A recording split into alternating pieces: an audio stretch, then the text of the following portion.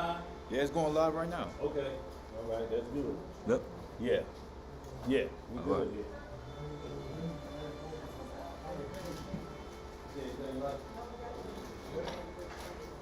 We'll break this home, boy. You sticking and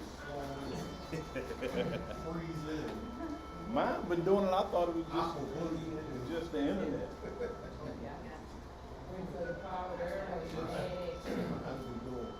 Stuff that I'm like, oh, what is It's not going live on the camera. It's going live off the computer. Yep. It ain't on the camera. Camera's frozen. Camera froze. Oh, It's it's got working now. It's working Okay, now. there it is. Yeah, right there. Okay, Yeah, yeah, so- he said it'll spin a minute. But we looking at, But we looking should at see Noah, it. not, Coming off this camera. Yeah. What? we looking at Noah though. Right. Come on, hey, check this out. What's going on? Hold on, it Yeah, should yeah, be right there. there, yeah. Hold on. Both Noah of them gonna on have to this. start teaching. Noah gonna have to teach today. Put that live right there. Let me see.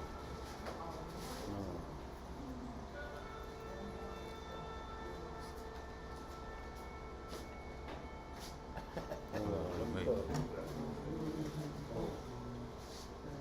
He said, close that eye next to Zell, share. Close the what? Let Let me go. Let me go.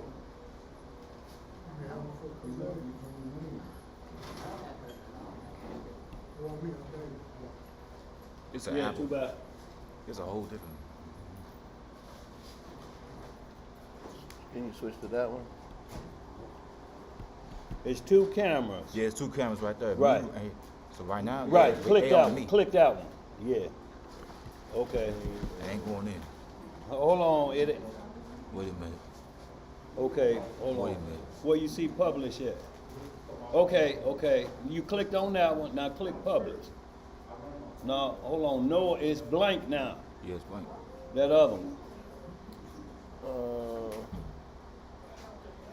I think you was up here. Yeah, this the one he should be on right here. Right. Yeah. So it's blank though. Camera B.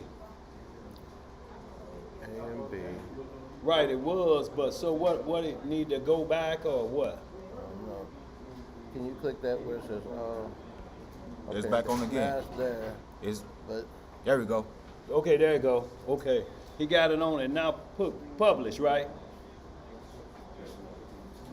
Hold on, preview mode. Next to publish. Ain't no preview mode. It's back It to say live back mode. to live mode. It's got back to live mode, publish, and finish. Okay, it's already up then. Press publish. Go ahead, press publish. No. I got you. Okay, now it's circling. Okay, now I see live. You're live. Mhm. It's going live now. Right? Can you see that too, Bob? You see it Yes. live. I see it say live. He still see me on you're that. right, but it takes a minute to, Oh, yeah. I can see the table. it's got a delay in it. Let's see what happens. There you go. There you go. It's on there. You on there now? He on there now. We on there now. Okay. So we good. Yep. Still looking at Noah. Yeah. Yeah. Yeah, you got me. Y'all up. Okay, Good. okay. I got it now. All right. Oh, I can hear myself. I can hear myself. We good. No minutes. Go to the top of the screen and click mic. What is low? What? Push mic. Well, no, I don't want to mess with nothing else. I don't want to mess with nothing. Can you hear me good? Can you hear me? No, don't. I just, can you hear me good? Well, the mic's not good. Where the mic? Hold on. Wait a minute. No, he ain't had none of them. I'm just going straight. I'm just going straight. Okay. Okay, we good in the chat. I ain't messing with nothing else too bad. Can they hear me? Okay. We ready? We ready? All right. Okay, well, Y'all live? Let's get it rolling. Let's get it rolling. Shabbat shalom. Shabbat shalom. Shabbat shalom to the worldwide family. Peaceful Sabbath as we get about our Abba's business today. We're going to get right at it, y'all. We're a little bit behind today's lesson. Well, we got to get our prayer on. Yeah. Slow down, Tito. Tito, yeah. All right, good. All right, all praise. Thanks, Noah. You're welcome. All right, family. We're going to get this opening prayer. And it is with the Most High's permission. And it's in the name of his only beloved and begotten Son, our Lord and Savior and our Redeemer, Yahushua HaMashiach. But we know him as Jesus the Christ, y'all. Yes, sir. Long live the King. Long live the King. Reading in the book of Psalms, Read. in the 61st chapter, Yes, sir. it reads, Bring it out. Hear my cry, O Yah. Yes. Attend unto my prayer. Yes. From the end of the earth will I cry unto thee. When my heart is overwhelmed, lead me to the rock that is higher than I. Yes. For thou hast been a shelter for me, Yes. and a strong tower from the enemy. I will abide in thy tabernacle forever. I will trust in the covert of thy wing. Yes. Selah. Selah.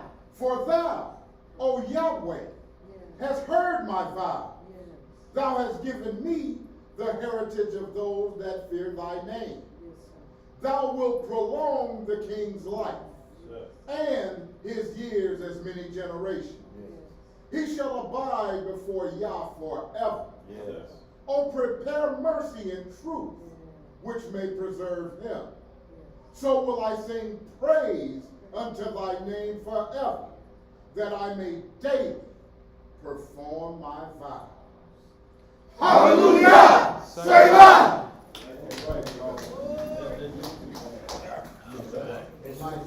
Top on the scripture. All right, y'all, we're going to get right to it. Today's lesson, the courageous Joshua. So, y'all, every now and then, we have to hit on the exploits and feats and courageousness of great men of the Bible. And patriarchs, absolutely, bro. And today we'll be dealing with Joshua, the successor of Moses, the one who led us into the promised land due to the era of Moses and Aaron. Joshua in the Hebrew is the same as Yeshua, meaning salvation. And you'll see Joshua kind of, his leadership as a young man mirrors the Messiah, where Moses kind of mirrored Adam and transgressed. Joshua was the one that picked up the torch and carried us in. A young man with a heart of a true lion. Pure heart. Joshua, y'all, was outstanding as a young man and what we call a leader and a warrior. His name is, like I say, it mirrors the Messiah like in the second coming. So y'all, we want to touch on that, but y'all know how we do. We got to give our shouts out real quickly, and we'll get right into it. To our beloved brother Tobias is just taking ill a little bit today, so that's why we was out struggling a little taste, but we got it going with his assistance. He was able to assist us, so appreciate that. Except our Boaz was on assignment as well. But just want to send healing prayers up for our sister McCall, we know as Thea down there in Dallas, Texas. She's just been feeling a little bit under the weather, y'all. She's been battling a little bit with a long illness. So y'all, if we will, family, pray for our sister Thea, known as the Hebrew McCall, and her whole household, also with her husband Charles, and our sister Becky down there. Also, want to send shouts out to our brother Carlos down there. He's in Texas as well. And his wife is also named McCall. So sending shouts out to them. Also here in STL, our brother Andre and his wife Luciana, her surgery went successful. So she's really on the mend, healing well. As well as Elder Judah and Sister Tashiba. Also Sister Candace up there in Phoenix, needing a few prayers. Just sound prayers or healing prayers or comforting prayers she needs. Want to send shouts out to our brother Reginald Glover, our brother Melvin Thomas, Sister Sharon Patton, Sister Edo Young, our brother Leonard Jenkins, brother Cedric Franklin, and last but not least, brother Cortez McDonald. And also, y'all, Sister Damaris, the House of Ishua, her mother passed about a year or so ago, and her mother was known as the, I should say the hospitality person in the whole neighborhood. Anybody would come and stay with her, you know, as far as, you know, you kept the house rules, so to speak. Right. Well, she passed, so Sister Damaris is, picking up the torch, and in her honor and memory, she's starting a home health care program. Tobias got a link up on God's Warrior 298. If y'all need to look at it, contact her, so there may be employment opportunities, as well as making sure our family members, you know, are in good hands if you choose to use her service. But it's out there, y'all can take a look at, she got a flyer out there explaining things, also with a contact number.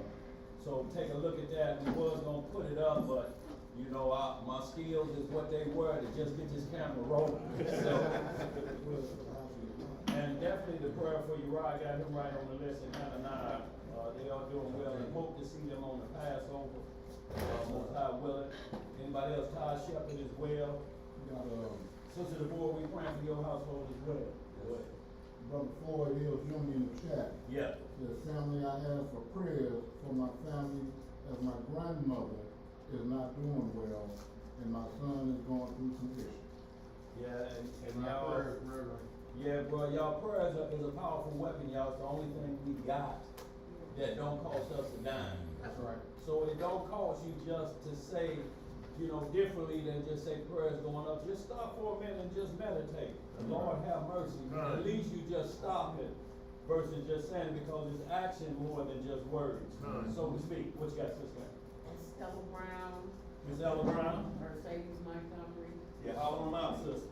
and my neighbor's two grandsons that kinda got caught up in some things while their mother was struggling with depression. Police got involved. That's terrible. I don't know their name. Yeah, Dan, I want to say, all praise to the Most High and on God's Son. Yes, sir. This mostly going out to the brothers, you know, some of the sisters. Uh-huh. But this is a warning. Brothers, you know, worldwide, you know, here even in the assembly, you have to see the doctors for certain things. Yeah. You know what I mean? You got these brothers don't want to go to the doctors for nothing. And do they don't go out. You got to go to the doctor for the ER and to get yourself checked out the machines that we don't have. Yeah. If he ain't telling you to take their medicine. Yes, sir. And so I say this to say this. I went to the doctor and they seen that I had something on my lungs. This Yeah. small little something on my lungs. They were in another month or two, we're gonna take you to a specialist to really see what it is. Yeah. I wasn't wearing or nothing, man. I was operating in faith, but I sent out the prayer about it. Right. Just saying prayer. Sent out the prayer about it, and a month or two came by and I went and seen the doctor and they looked at it and said nothing was wasn't about nothing. Wasn't no blood going to it. It wasn't nothing to worry about. All praise to the Most High. Yes, sir. Hallelujah. So I Right. encourage these brothers, man, some of these sisters, go to the doctor, man, Look here. and see what's wrong with you. Yes, sir. And some of the sisters, everybody. Right. Everybody. It's wrong that you don't know what, you're not a physician. Right. So that's why the Most High has appointed physicians to do what they do. They've been blessed as well. You know what I'm saying? That's right. And yeah, there are some out there that has, you know, alternative agendas. However, we always have to put it in the hands of Elohim. That's right. And trust in Christ that He'll put the right ones in place to do what we need done. Sirach 38 chapter, y'all. Yes, sir. Elijah speaking of. Yes, sir. That tells us about the physician. Yeah. But he also tells in there, once it's out of the hands of the physician, then there's powerful prayer that's needed. Yes, Because, look, life is in the blood. Yeah. Yeah. Nobody has out here unless you've been authorized to look at blood. So once it gets in the blood, it has to be looked at. Now, we have health healers, type to speak, diet healers that help you with certain illnesses, but when it jumps on you and they have to look at it, you just can't trust nobody that looked in the back of the comic book and order some of them x-ray vision glasses. They just ain't gonna be able to see inside you. Ain't no need you looking at them and they got on them glasses, you know, with them circles on like this, like they hypnotized and you like, yeah, I can see something going on in there. No, they can't. Right. You can't hear it? Volume is low, we can't entertain y'all saying. I thought they said they could hear. Can everybody else hear? Ask anybody else. Look. They said it dropped. Look, it dropped here, right here. See right there? click that plus, keep hitting that plus right there. Yeah, that's the volume. Is it going up? That's good. What about now? How about now, family? There's a delay on there too, you know. It's a delay, see. It's a delay too, yeah. Yeah. So that should be good. Did that go up, Noah, a little bit? So we'll leave right. Can you hear it? Just check y'all, can y'all hear me? If y'all can hear me good, that may be somebody else need to refresh. Or I can turn the volume up on this, he said. There you go. There you go. Yeah, you hear that? You can hear that clear, can't you, Ben? Let's roll, y'all. Okay, Brother Ron Lemons. Ron Lemons asking prayer for his sister and her family to bring resolution to the conflict in her family. Yes, sir. Between her children. He says her name is Deborah Lemons. Conflict going on, boy, y'all. We got a lot of that going on in Israel, y'all. Yes, sir. And shouts out to Tasha and Ada Robinson. Well, y'all, let's get at it, y'all, because we behind a little bit. So we want to get right at it. The courageous Joshua. And y'all, we need to, because look, we just had the event with that eclipse. It came and went, and ain't nothing happened. Right. There's a lot of people took that more than they should have, and it caused a lot of problems for them. Like one young lady, she was a astrology expert. Turn your volume down just a little bit. Yeah. She was so-called an astrology influencer. Mm-hmm. Well, to her, that eclipse meant we was in the apocalypse. She took her small child and her boyfriend, her husband, whoever it was, and ran her car into a tree at 100 miles an hour. To kill themselves because they think it's the apocalypse. But this is what we're talking about when the Most High say, be not deceived and don't get off your mark. Stand on the rock. He tell you these things have to happen before those things happen. You cannot force this into existence. You just cannot. Prophecy is an absolute. The Most High say, I cannot lie. So there's no reason for us to take an alternative source. Check my phone. I'm too loud now? Okay, no, just get it down. No, we okay back here, hold up. How's Emo back here got it on? It's perfect. Is it good? He said now I was hella loud, so just knock it down a couple notches. We should have just left it where it was at. You know, and sometimes somebody got to turn their phone up out there in the audience, so we'll leave it right there. You just put it back right where it was, no, and then just a couple clicks. Emo's perfect. Emo's perfect. Okay, that's perfect then. Right there, just leave it right there then, Noah. 56. Yeah. So y'all, if anybody else say they getting a little low, hit the volume on y'all phone. But y'all, we're gonna get right into it. The courageous Joshua, a warrior to the end. The actual shadow of the Messiah is named as such, but he was the son of Nun of the tribe of Ephraim. Yeah. That's the tribe that Joshua descended from. And we'll get into a few of those scriptures, but we need to just get into him. And he was Moses' right-hand man. Yeah. Every time Moses went up into the cloud, Joshua was right there with him. Yeah. So a lot of times people, you hear these numbskulls come out, how did Moses write his own funeral? Well, Joshua was right there. He heard everything from the 31st chapter of Deuteronomy to the 34th chapter. Joshua is right there with Moses. He's recording everything. And just like Caleb was the right-hand man of Joshua, he recorded a lot. Yes. So y'all just kill y'all volume a little bit or just turn it down low because we get that echo if you got it up too high. And he put on the order of Melchizedek robe. Yes, sir. Yes, sir. So let's get right at it, y'all. Deuteronomy 34th chapter. And we're going to see when the torch was passed, as well as we're going to see the Holy Spirit at work here.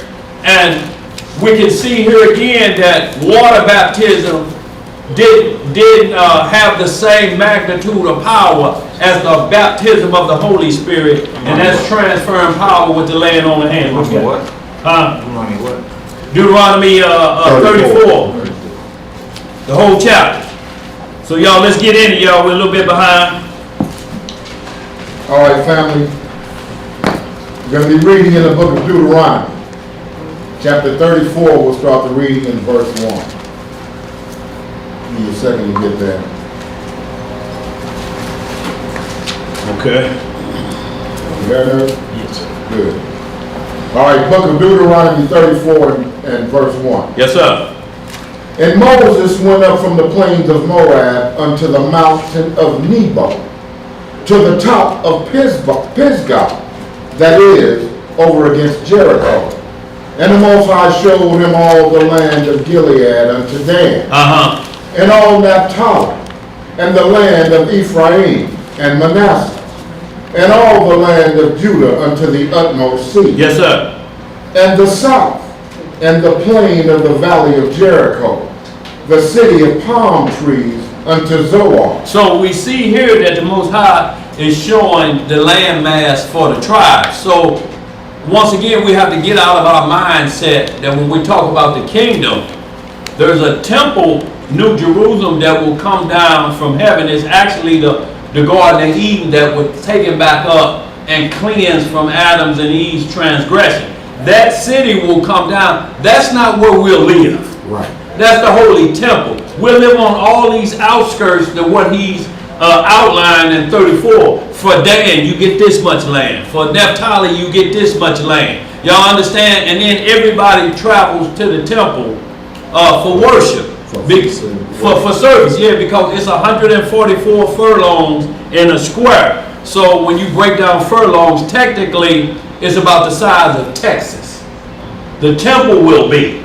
But for you to have a mansion and cattle on many hills, that won't take place inside of the temple. You'll be outside of that, taking all of that land, all of that area. It's just like when we lived in the land, we lived on the outskirts. We Yeah. only went up to the temple for the feast days and for service. Absolutely. But we had houses that, when you see Christ says, let's go to the Passover, they were on the outskirts. They weren't in the temple. Yes, sir. Temple was for the sacrificing, for the healing. It's just like what the God, remember, the whole world is Eden. And he took paradise or the God, and he said he planted it eastward in Eden. And that's where Adam and Eve were getting their training from. Because they couldn't come into that area until they reached the required law requirements. Like Eve couldn't come in for 80 days. Right. Like when a female child is born, the mother is technically unclean for 80 days, a male child for 40. So they didn't come into those areas until at least those days were accomplished. And see, that lets us know that there's no new law. All there is a change of priesthood. Right. Everything that Moses wrote was wrote for Adam. The same exact thing. It's just a different priesthood order. Yes, sir. So y'all, let's continue on. You in verse 4? Verse 4. Okay. And the Most High said unto him, this is the land which I swear unto Abraham, unto Isaac, and unto Jacob, saying, I will give it unto thy seed.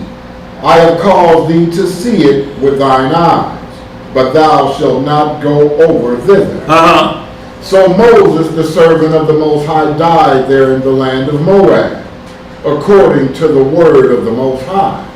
And he buried him in a valley in the land of Moab, over against Beth Peor. Yeah. But no man knoweth of his sepulchre unto this day. So when you look at the book of Jude, is only one chapter, you'll see that where Michael the archangel was sent to go get Moses' body. So an angel retrieved it. No man ever found it. You know, and that's why Moses was also able to show up on the Mount of Transfiguration with Elijah in the 17th chapter of Matthew. Go ahead.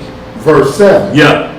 And Moses was 120 years old when he died.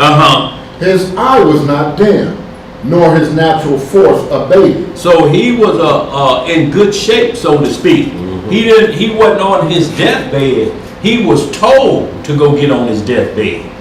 Now a lot of us, you know, we say we tough in the spirit, but if the Most High just say you feeling good, he say it's time for you to die. Get up there and die. How do you accept that? I mean, you have to accept it, but what do you think's coming out of that? What did I do? Well, I can't kill myself because I know he ain't saying that. Right. He's just saying get out of sight and I'm going to take your breath from you. You know, so at least, excuse me, he's got time to meditate and pray while he's taking those steps. Yeah. Get his soul right. Go ahead, brother. Verse 8. Yeah. And the children of Israel wept for Moses in the plains of Moab 30 days. How many days? 30 days. Uh-huh. So the days of weeping and mourning for Moses were ended. So we have to understand there's a certain amount of days we must weep. But after that, you have to cut it off or it'll send your soul into sorrow.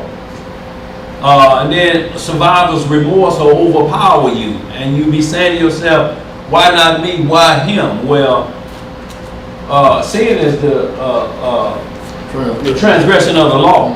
So we have to understand when you break God's law, he decides on when he takes the breath of life from you. We don't get to. Right. We can't say what a man, you should ever say man or woman, why not me? Not you, because Moses tried to do that for the children of Israel. He said, no, every tub got to sit on his own bottom. You know, you can't take it. That job is not for you anyway. Ezekiel 14. Yes, sir. The prophets wrote of the Messiah coming to take that role on, to take the sins of men. But you cannot be a sinner saying, I will lay down my life, so to speak, for the whole nation. Even Aaron in his priesthood, he had to sacrifice for himself first, and then for the children of Israel. Go ahead, brother. Verse 9. Yeah. And Joshua, the son of Nun, was full of the spirit of wisdom. What was he full of? The spirit of wisdom. For Moses had laid his hands upon him.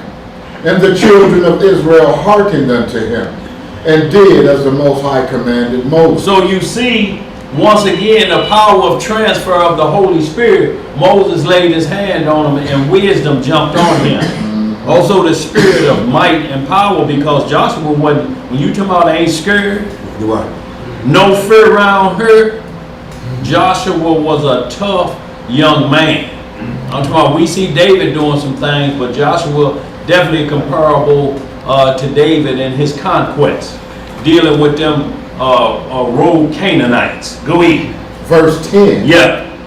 And there arose not a prophet since in Israel like unto Moses, whom the Most High knew face to face, and all the signs and the wonders which the Most High sent him to do in the land of Egypt to Pharaoh, and to all his servants, and to all his land, and in all that mighty hand, and in all that mighty hand, and in all the great terror which Moses showed in the sight of all Israel. So it says there has never risen a prophet that the Most High spoke face to face. Well, you'll see what John the Baptist has said, there has been a greater prophet born of woman as John the Baptist. So there's two, it's saying two different things here. It's not a contest of the Bible contradicting itself. First it says Moses, then it says John the Baptist. No, there's two different situations. Moses spoke face to face like the Messiah did. Those are the only two individuals that spoke to the Father face to face. John the Baptist was baptized by the Messiah while he was in his mother's womb. But he introduced the Messiah to the world. Moses didn't do that. Moses spoke to him, but to introduce him. So it's saying of women for this feat, because he's transferring the priesthood power from Aaron to Melchizedek. That transfer right there, and it hadn't been a prophet greater since, because he would cuss them Pharisees out, boy. Yeah. What y'all coming here looking for? A reed shaking in the wind? You serpents, you vipers. And I'm talking about these were the leaders of the church. John would cuss them out. Well, they plotted on him and had him killed as well. You finished that, right? Yes, sir. Okay, so we're going to get right into it, y'all, as we continue to go. We're going to read about the conquest of Joshua in the 46th chapter of the book of Sirach, verses 1 through 12. Because, y'all, you can't have a testimony unless you have a test. And we see that Joshua is remembered even up into our day, that we speak of young Joshua. All right, family, we're going to be reading in the book of Sirach. Yeah, no doubt.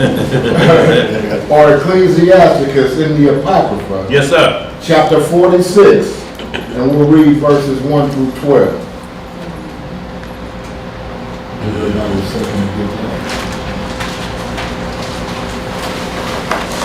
And Jesus, y'all, is just the English version of Joshua or salvation. Sirach 46, yeah. Ecclesiasticus. Yeah, or Sirach, yeah. So that when you see that there's no Hebrew, what we're saying, like if you say Jesus, you're saying Greek pig and all of that foolishness. It's just an English version of Joshua. That's all it is. It's in every concordance. But if you get caught up in that name game in Hebrew and all you do is know a name in Hebrew, but you can't speak a lick of Hebrew language. Right. And we're talking about holding a conversation like we're doing right now. If you can do that in Hebrew, then we understand. Yeah. But no, just phrases, Ba, Yahwadah, Ba Hashem, you know, those are phrases. You know what I'm saying? Like, Right. you ain't speaking Hebrew, you're saying phrases. You know, it's on the level of Confucius saying, Right. you know, if you don't understand. But we have the Hebrew alphabet in the Bible. Psalm 119 is the Hebrew alphabet, and it deals with letters And law. and not words. Every alphabet in Psalm 119 is at least 8 verses, and all of them break it down from the law. So they're letters, and there's law that governs the letters, not words. Right. So don't get caught up in Hebrew words. Somebody asks you if it's in Hebrew, just ask them, do you know your letters? Right. But the Bible has equipped us, and like I say, we don't have to be fighting over Hebrew. It's in Psalm 119. Every letter is 8 verses. Let's get some up. The book of Sirach, chapter 46 and verse 1. Jesus, the son of Nain, was valiant in the wars, and was the successor of Moses in prophecy. And what? In prophecy. Who According to his name was made great for the saving of the elect of Yahweh, and taking vengeance of the enemies that rose up against them, that he might set Israel in their inheritance. How great glory got he when he did lift up his hands and stretched out his sword against the city. Yeah. Who before him stood to it. For the Most High himself brought his enemies unto him. Did not the sun go back by his means, and was not one day as long as 2? He called upon the Most High Yahweh, when the enemies pressed upon him on every side. And the great master heard him, and with hailstones of mighty power, he made the battle to fall violently upon the nations. And in the descent of Beth Horon, he destroyed them that resisted, and the nations might know all their strength, because he fought in the sight of the Most High. Yes, sir. And he followed the Mighty One. In the time of Moses also he did a work of mercy, he and Caleb, the son of Jephunneh.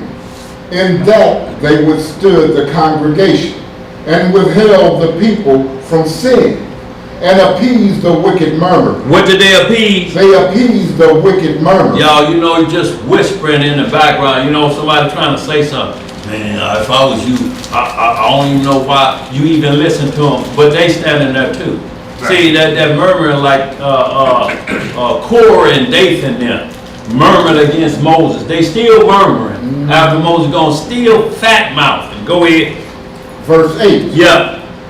And of 600,000 people on foot, they too were preserved to bring them into the heritage, even unto the land that floweth with milk and honey. So only 2. Once again, that's all the Most High need, because he say want to have 1,000 fleeing. But this is what we're talking about. We're in the wilderness of the people right now.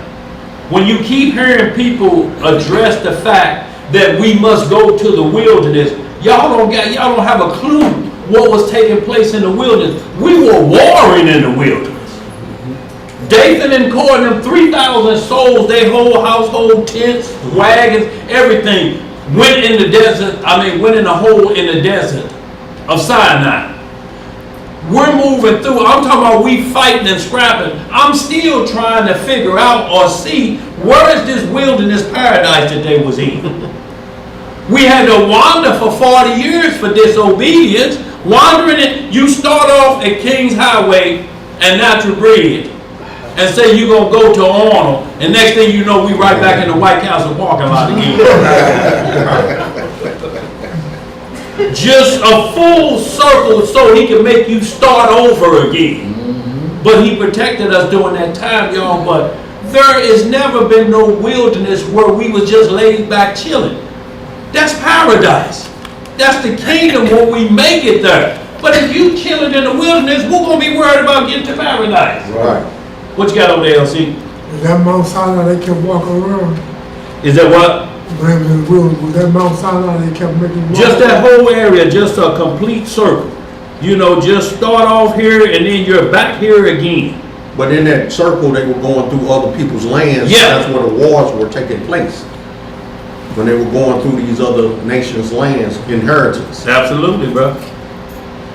Go ahead, bro. Verse 9. Yeah.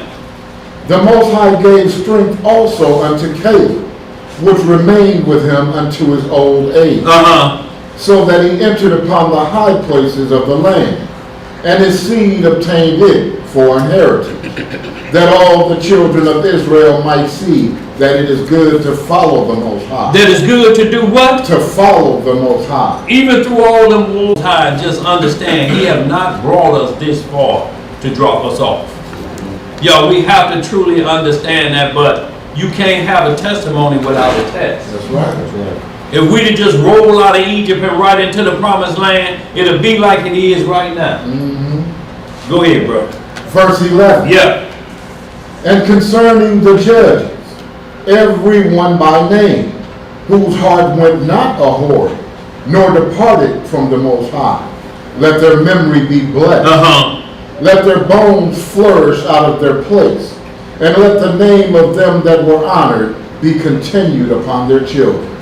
So this is just another record of Joshua's conquest, so to speak. And all of it comes down to is being courageous and listening to the Most High no matter what happens. So y'all, we're going to get into a little bit of the book of Joshua because we already went through a few things showing his conquest. We're going to get right into the heart of the matter. So we're going to go through chapter 4 through 6, and we're going to get some good understanding in here. And you're going to see... That's Joshua, not Joshua. Joshua, yeah, I'm sorry, chapter 4 through the 6th chapter. And you're going to see the problems that we had, the problems that we're having now in the wilderness of the people. A lot of things are going on, y'all. It's some crazy things out here. I ain't never seen family members killing at the way they're killing, cutting off heads and killing babies. It's like some evil spirit has been let loose. Yes. While everybody watching the eclipse, they cranked up that CERN machine. Yeah. Opened them portals. Right while it was dark, while everybody else was being entertained, they're doing their work over here in the dark. Everybody keep looking over there. We working over here. And may have opened up that portal, and these demonic spirits are let loose on the world, y'all, because things are going crazy. It's going to get crazier than this. But we have to stand strong, y'all, because our family members who don't have the faith gonna need us. That's right. Say it again. They're gonna need us, y'all, and we have to just always just let them know, you know, this is not fair weather. You know, you need them now, but tomorrow, what will you do? Will you say, okay, I got through that, let me go on back and do what I was doing? You know, and play the Most High like a lotto. Can't do it. That's like you were saying about that lady, that social media influencer. Yeah, astrology influence. Right, so she stabbed somebody to death, but then she threw her 2 children out of the car, and one of them died, but the other one didn't. And then she wrecked the tree and killed herself. And killed herself because she called it the apocalypse. But see, she's in total violation of Deuteronomy 18 chapter where it tells us don't deal with astrology. Right. Don't try to tell nobody they forecast because you see how hers ended. Right. And she mixed up prophecy. She's thinking at the end of the world. Well, she's still scared to death because why would you kill yourself at the end of the world? If you know anything about this, you know that's where when your salvation is on the way. That's why he tell us to stay out of those things. Stay out of them It will things. take you away from seeking the kingdom and salvation. Yes, sir. Joshua chapter 4, y'all.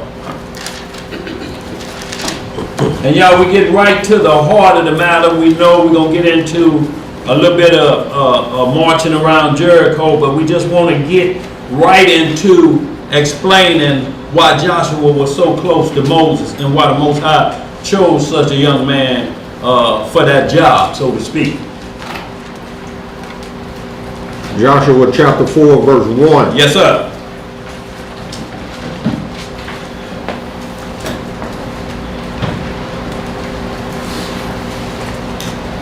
We all there?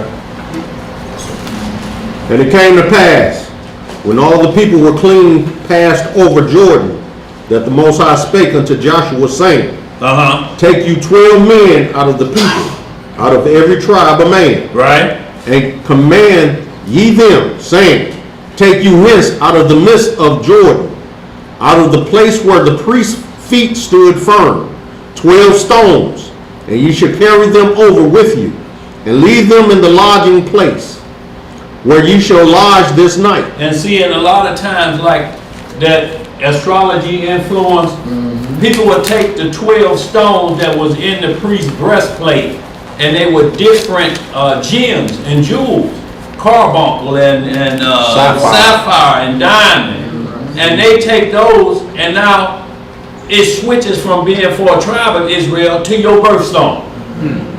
You know, so you wearing something you think it's about a birthstone. It ain't got nothing to do with the month you were born in. It's about the tribe you descended from. Right. But because the tribes only deal with Israel and not the rest of the world, then they slip the world's doctrine in on you. Yeah. And there you go, this my birthstone color, or this, that, and you're chasing false doctrine of a deity. So y'all, we have to be extra careful. Ain't no, so to speak, birth month jewel for you. Right. And look, the Most High didn't even want us chasing that because on Aaron's breastplate, it's either 3 across and 4 that rolls down, or it's 4 rows across and 3 down. So where does Reuben start for you to even pick out the one that's your so-called tribal origin? You can't do it unless you can prove which way the birthstones are going or which way they're numbered. Now you may get Reuben as it's saying this is the first gem on there. Either way you slice it, he may be the first, but you just don't know the art of it. And he wanted it like that for a reason. So that we would not chase and worship stones. Because that's what we'll do. Yeah, that's what we're doing. Go ahead. That's what's happening. Verse 4. Yeah. Then Joshua called the 12 men whom he had prepared of the children of Israel out of every tribe a man. And Joshua said unto them, Pass over before the ark of the Most High, your Elohim, into the midst of Jordan, and take ye up every man of you a stone upon his shoulder, according unto the number of the tribes of the children of Israel, that this may be a sign among you, that when your children ask their fathers in time to come, saying, What mean ye by these stones? Then ye shall answer them, that the waters of Jordan were cut off before the ark of the covenant of the Most High. When it passed over Jordan, the waters of Jordan were cut off, and these stones shall be for a memorial unto the children of Israel forever. And that's all those stones meant. You can't make them anything else. It is like, have y'all heard this thing called the Daniel fast? See, now it turned into a diet program versus Daniel gained weight. Right. He didn't lose weight, and he was fasting because the king said if you don't eat his meat, he gonna put you to death. And there was a guard there that was guarding Daniel, and he said, if you don't eat it, he gonna kill me and you. He said, just bring me some beans and some pulse, and I guarantee you these cheekbones gonna be fat like they've been nourished really well. You won't have to worry about me fasting for the Most High to come. I'll just fast based off of these pulse and beans. Now, you got churches just take that out of a script and make it a doctrine, so to speak. And got everybody saying, yeah, I'm on the Daniel fast. What was Nebuchadnezzar after you? Why are you on the Daniel fast? I mean, what's going on? Ain't got a clue what's the reason behind it, y'all. And this is how fast somebody can just read something out of the Bible and then take it left field with their own doctrine. But the thing was, he was still eating. He wasn't fast. That's what we talking about, Elijah, but they never read it. They just look at it, well, wait a minute. I'm finna lose something around the waist. Yeah. Them love handles will be no more. And I'm getting ready to get rid of all these impurities inside me. Boy. All them beans, boy. No, they rid of all that. Yeah. But y'all, this is how quick things can happen, that people just grab one thing out of the Bible and run with it. Yeah. And that's what happened with the eclipse. They were running with it. Not saying that it didn't bring in some, because it technically could have been a sign to tell us the Antichrist is on the earth. But that was about as much as it was going to do. Because now, after that, Iran is talking about launching some missiles today. It's hot out there in the news right now. Yep. And if they start launching, and that dome of the rocket blew up, they're going to say, well, y'all blew y'all own dome up. And once that go, y'all, we will technically be into World War III. And if you're wondering why everybody is still worried about nuclear, you should be worried. Because if 2 nukes go off, y'all, half the population on planet Earth gonna disappear. This is why the Messiah said, except those days be shortened, there could be no flesh saved. Y'all, when you know you at the end of your kingdom, they may just start pushing buttons. Yeah, because they don't care. They don't care no more. Before I served them for 1,000, no, we'll serve them in the resurrection. Right. So they'll say. Yeah. And just start pushing buttons, y'all. A leak of nuclear holocaust takes 20,000 years or better for a human to be able to live in that atmosphere again. And you think about, I'm talking about it hitting the ground and exploding. I'm not talking about a leak. I'm talking about thermonuclear, leaving a crater twice the size of the Grand Canyon, and all that radiation coming from it. Let's get some more. Wait, you got to think too, man, that when some of these corporate fellas lose all their money, they commit suicide and take the corporate leap, jump out of those windows. Don't be bothered. Just thinking they're finna lose control of the whole world. They'd rather see it destroyed than to go into the hands of who was supposed to be the controller. Yes, sir. I'm talking about that Jeff Bezos, what he's sitting on there, about 128 billion, almost 200. How do you even count that? Right. So what more can he buy that will satisfy him on this earth? You know what he can't buy? Salvation with that. Right. He can give it all and save 1 penny for himself, and he still can't buy salvation. He can't buy the death angel off, because it's appointed for every man to die once, and that's their whole goal, is to get their life going. And notice this too also, they have what they're doing when they're running that CERN machine. What they're looking for is what's called the God particle. Now y'all have to understand, Einstein and a few other ones, when they split the atom, all it did was they created a way to end life on Earth. We're going to be God like this because all we have to do is push a button and we can kill everything on planet Earth, even ourselves. So now with the God particle, what they're trying to say now is, since we can take life, we're going to see if we can give it. If we can create life here on Earth. Because once we get the God particle, we're going to find out what it is that brings life into existence. And then we can prevent ourselves from dying. What you got over there, LC? Only the fallen angel couldn't show you that. The who? Only the devil, fallen angel had to show you that. They showed them all of that. They showed them all of that technology, y'all. But they never could show them, because when we read in the book of Nicodemus, it tells you that the only thing the Antichrist won't be able to do is the resurrection. He'll do everything else, and y'all, and this is how we're going to be able to identify him once he hit the earth, even from a child. He'll have a lock of hair on his forehead. Even when he get old, that same lock will still be there. This And, is one. and nothing happens in this world that ain't never happened before. Right now you can Google a girl with lock in her forehead, and you'll see exactly what it is. And things have always happened before. Virgin births always happen on this earth. I forget the name for paleogenesis or whatever it is. The two, Yeah, about animals that have a virgin birth. So there's nothing that the Most High speak of that ain't never happened on this earth before. So y'all, that's what we always want to be conscious of and say, has it happened before on this earth since Adam hit the earth? And when you look back, yes it did. So ain't nothing new under the sun. Ain't nothing new with Lucifer and his tricks.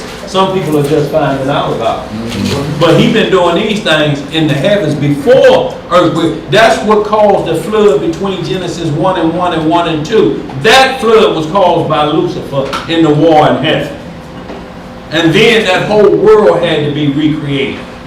Let's get some more. verse 8. Yeah. And the children of Israel did so as Joshua commanded, and took up 12 stones out of the midst of Jordan, as the Most High spake unto Joshua, according to the number of the tribes of the children of Israel, and carried them over with them unto the place where they lodged, and laid them down there. And Joshua set up 12 stones in the midst of Jordan, in the place where the feet of the priests which bear the ark of the covenant stood, and they are there unto this day. So the Most High said they're there unto this day. Now, how people chase that, they'll chase this, and then that's how they build Stonehenge. You know, if you look at them circles that they're building with them blocks and different things, they copycat, y'all. And that's what the Antichrist is. See, that's what we got to get out of our mind. You're looking for somebody that's going to be looking evil and got horns on his head.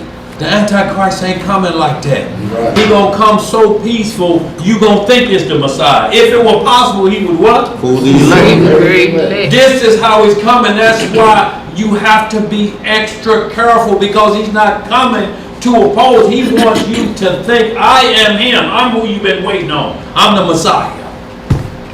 Look what I can do. And he'll do miracles. That's why he said through peace he shall destroy many. Destroy many, y'all. Because we're looking for the Prince of Peace. Yes, sir. But he's going to be the forerunner, and he will be destroyed by the Messiah. But the problem is, once you look in your heart, you're like, he got me. I believe that that was him, with all of the signs telling you that it's not him. Sun to the moon. That's right. Sun and the moon still in the sky, the stars. And look, not only this, we're worried about the earthquakes on the ground. The Most High said, when I come back, he said, I'm going to shake the heaven too. I'm an earthquake up there. See, so all of it has to fit in the Bible. Not the earthquakes just down here. There'll be earthquakes up in the heavens. You'll start to see meteorites fall, and that's when the heavens are shaking and it's throwing down hailstones. All of that must be completed together for you to know it's the day of the Lord. Not just as San Andreas fault, split a little bit and trembling, you know. And some of these, hell, you didn't feel that, did you, Elijah? No. No, something rumble. Somebody say, somebody farted? You know, that's the only rumble you heard. Right. No, but this earthquake is said to be greater than in the times of Uzziah, king of Judah, that earthquake. So if you want to know the power of the earthquake that will take place, just Google the earthquake during the time of Uzziah the king. And you will understand it perfectly, because he always gives us something to look back to so we're not deceived. He's always saying, go back and look at this, and you will always be on point. But if you look at somebody else's writings, you're going to be out of sync. Right. Let's get some more. Verse 10. Yeah. For the priests which bear the ark stood in the midst of Jordan, until everything was finished that the Most High commanded Joshua to speak unto the people, according to all that Moses commanded Joshua. And the people hasted and passed over. And it came to pass, when all the people were clean passed over, that the ark of the Most High passed over, and the priests in the presence of the people. And the children of Reuben, and the children of Gad, and half the tribe of Manasseh, passed over on before the children of Israel, as Moses spake unto them. What was their life? They was on? On. About 40,000 prepared for war passed over before the Most High unto battle to the plains of Jericho. On that day the Most High magnified Joshua in the sight of all Israel, and they feared him, as they feared Moses, all the days of his life. And the Most High spake unto Joshua, saying, Command the priests that bear the ark of the testimony, that they come up out of Jordan. Joshua therefore commanded the priests, saying, Come ye up out of Jordan. And it came to pass, when the priests that bear the ark of the covenant of the Most High will come up out of the midst of Jordan, and the soles of the priests' feet were lifted up unto the dry land, that the waters of Jordan returned unto their place, and flowed over all his banks, as they did before. And the people came up out of Jordan on the 10th day of the first month, and encamped in Gilgal, in the east border of Jericho. And those 12 stones which they took up out of Jordan did Joshua pitch in Gilgal. And he spake unto the children of Israel, saying, When your children shall ask their fathers in time to come, saying, What mean these stones? Then ye shall let your children know, saying, Israel. It's astrology. No, you can't say that. No. See, that's what we have to know.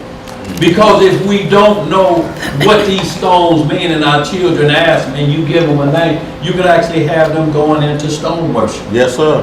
You know, it wasn't just a Christmas tree that was being worshipped. It was stones and stuff. If you will, just hold that real quick. I just want to give me a little bit of Jeremiah 10. See, we just go there about the tree. But y'all, we were into so much more wickedness with stones and stocks, y'all. We would actually look at a rock and start talking to it. See, you almost have to be careful that you don't talk to a grave marker.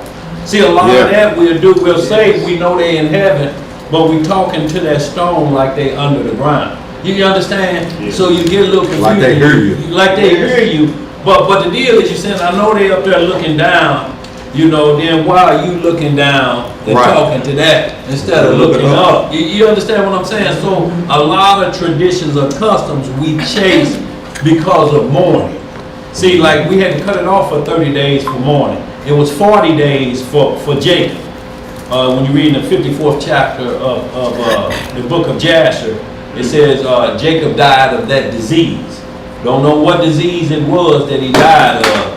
But he passed away because of a disease, and we mourn for him for 40 days. Some people are longer, some are shorter. But longer. Yeah, but you cannot go past the mark, or you will mourn yourself to death. Yeah. And that's the worst thing you can do. Yeah. Mourning over somebody that couldn't save their own life. You understand what we're saying? That's all it's saying. You have to cut it off after a while, because life is for the what? The living. Let's get some more. Where you at on that? Start about verse 4. Jeremiah 10 and 4. And I just want to see, this is why it's saying we got to be careful when they ask, what do these stones mean? The book of Jeremiah chapter 10 and verse 4. They deck it with silver and with gold. Well, that's talking about the tree part. Go ahead. They fasten it with nails and with hammers, that it move not. They are upright as the palm tree, but speak not. They must needs be born. And that's a B-O-R-E-N-E. That means you have to carry. Go ahead. Because they cannot go. Be not afraid of them. Be not what? Be not afraid of them. For they cannot do evil.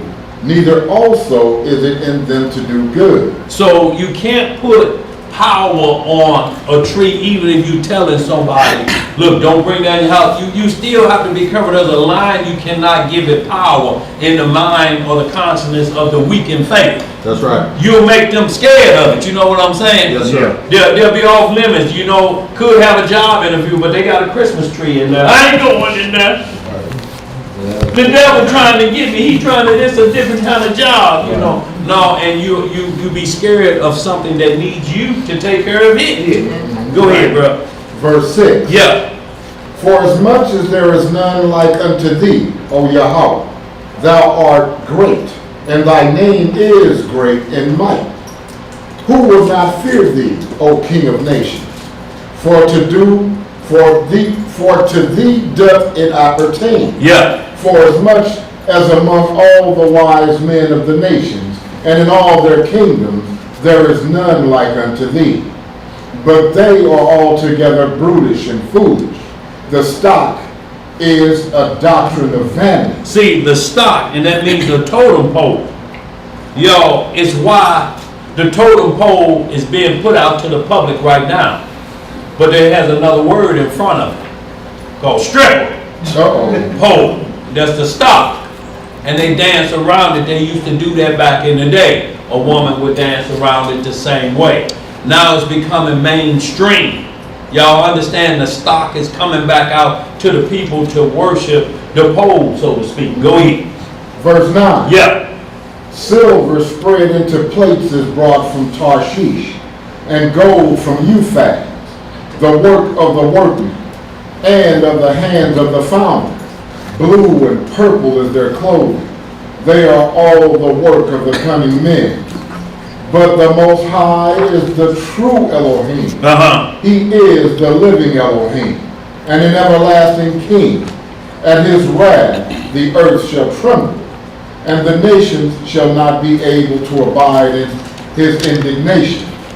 Thus shall ye say unto them, the gods that have not made the heavens, and the earth, even they shall perish from the earth. Yes, sir. And from under these heavens. He hath made the earth by his power. He hath established the world by his wisdom, and hath stretched out the heavens by his discretion. When he uttereth his voice, there is a multitude of waters in the heavens, and he causeth the vapors to ascend from the ends of the earth. He maketh lightnings with rain, and bringeth forth the wind out of his treasures. Every man is brutish in his knowledge. Every founder is confounded by the graven image. By the what? By the graven image. For his molten image is falsehood. Now y'all got to understand this. We have people around here in these camps calling themselves the Holy Spirit made a dial of themselves. That's an idol. Now this is the level of blasphemy that you call yourself the power of God, but you done made an image of yourself and sell it. Right. $240 a pop. Y'all look out there at that Malachi yard. He created a dial of himself as well. What is it about they creating these dials about themselves? And not only that, but they force you to buy them. Right. Y'all look these things up, y'all, and they making images so the children will play with it. They like, what's this? That's your God. Made by Milton Bradley? Let's get some more. And there is no breath in them. And there's no what in them? Breath in them. Verse 15. Yeah. They are vanity and the work of error. In the time of their visitation they shall perish. The portion of Jacob is not like them. For he is the former of all things. You can hold right there, bro. So, y'all, we just wanted to get that understanding of what a stock was and why we seem to be fascinated with inanimate objects. Inanimate objects that don't move and you think they ought to be worshipped. Right. You know, and we get caught up into that, y'all. We get caught up so quick. And now with this crystal worship going on, y'all, we really caught up into that. You know, you got people selling crystals, they promote crystal worship, y'all, all of this, and it does absolutely nothing but destroy your mental. Go ahead. It's an idol here, ain't it? It's a what? Idol. What's an idol? Like where they making the worship. Yeah, all idols, anything that's vanity, a man can become an idol.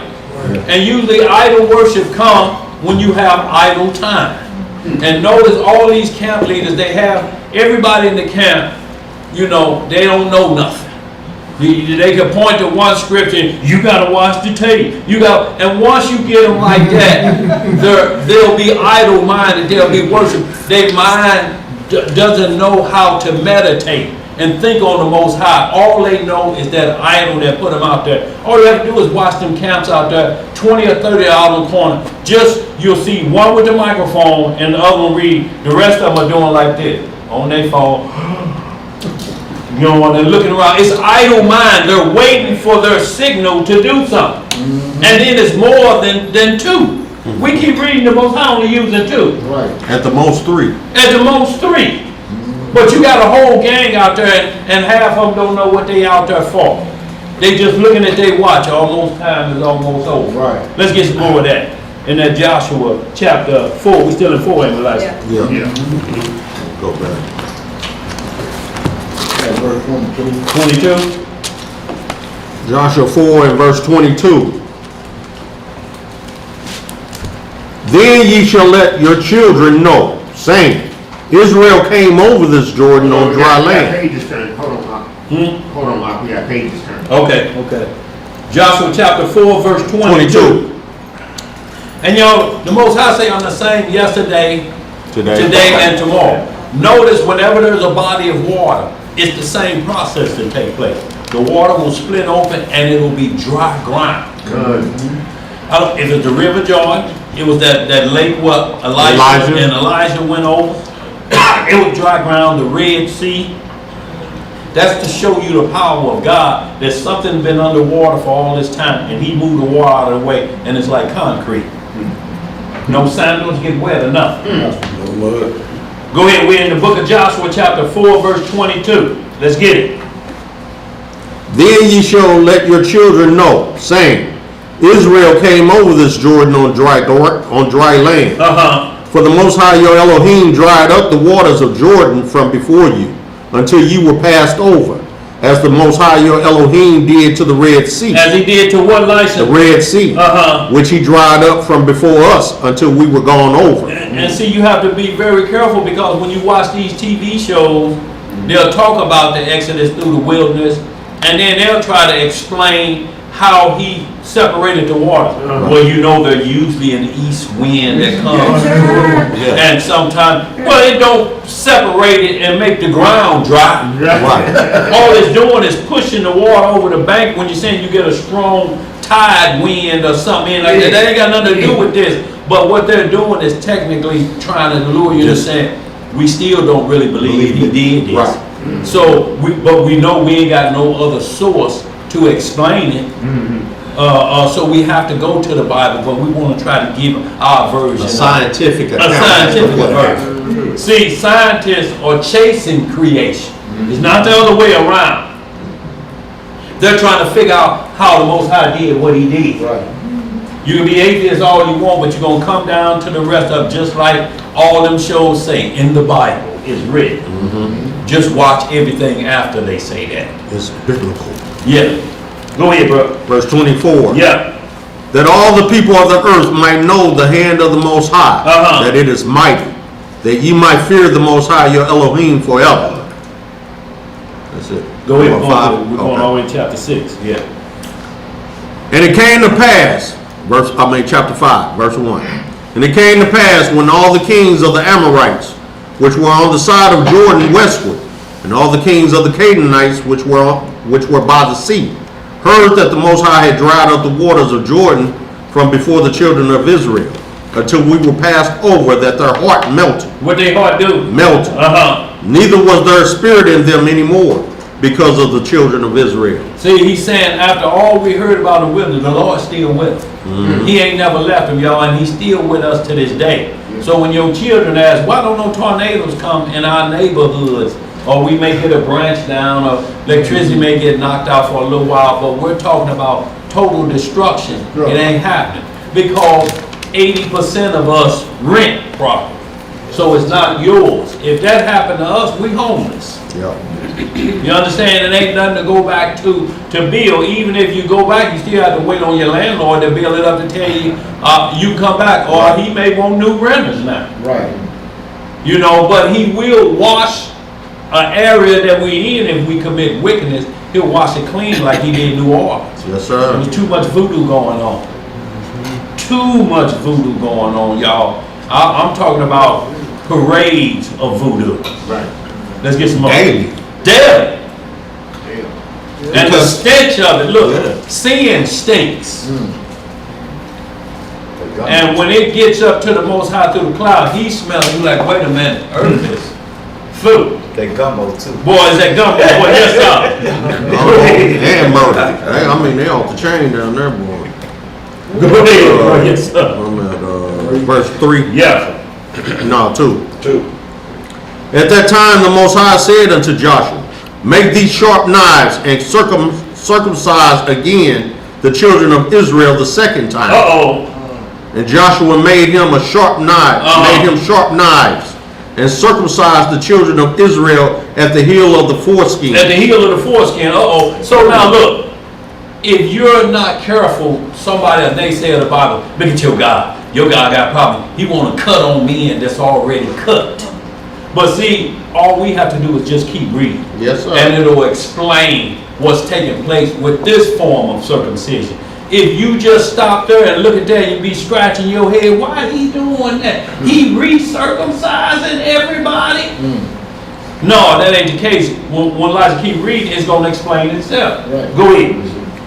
And this is the cause why Joshua did circumcise all the people that came out of Egypt that were males, even all the men of war, died in the wilderness by the way. Where they died, Elijah? In the wilderness by the way. After they came out of Egypt.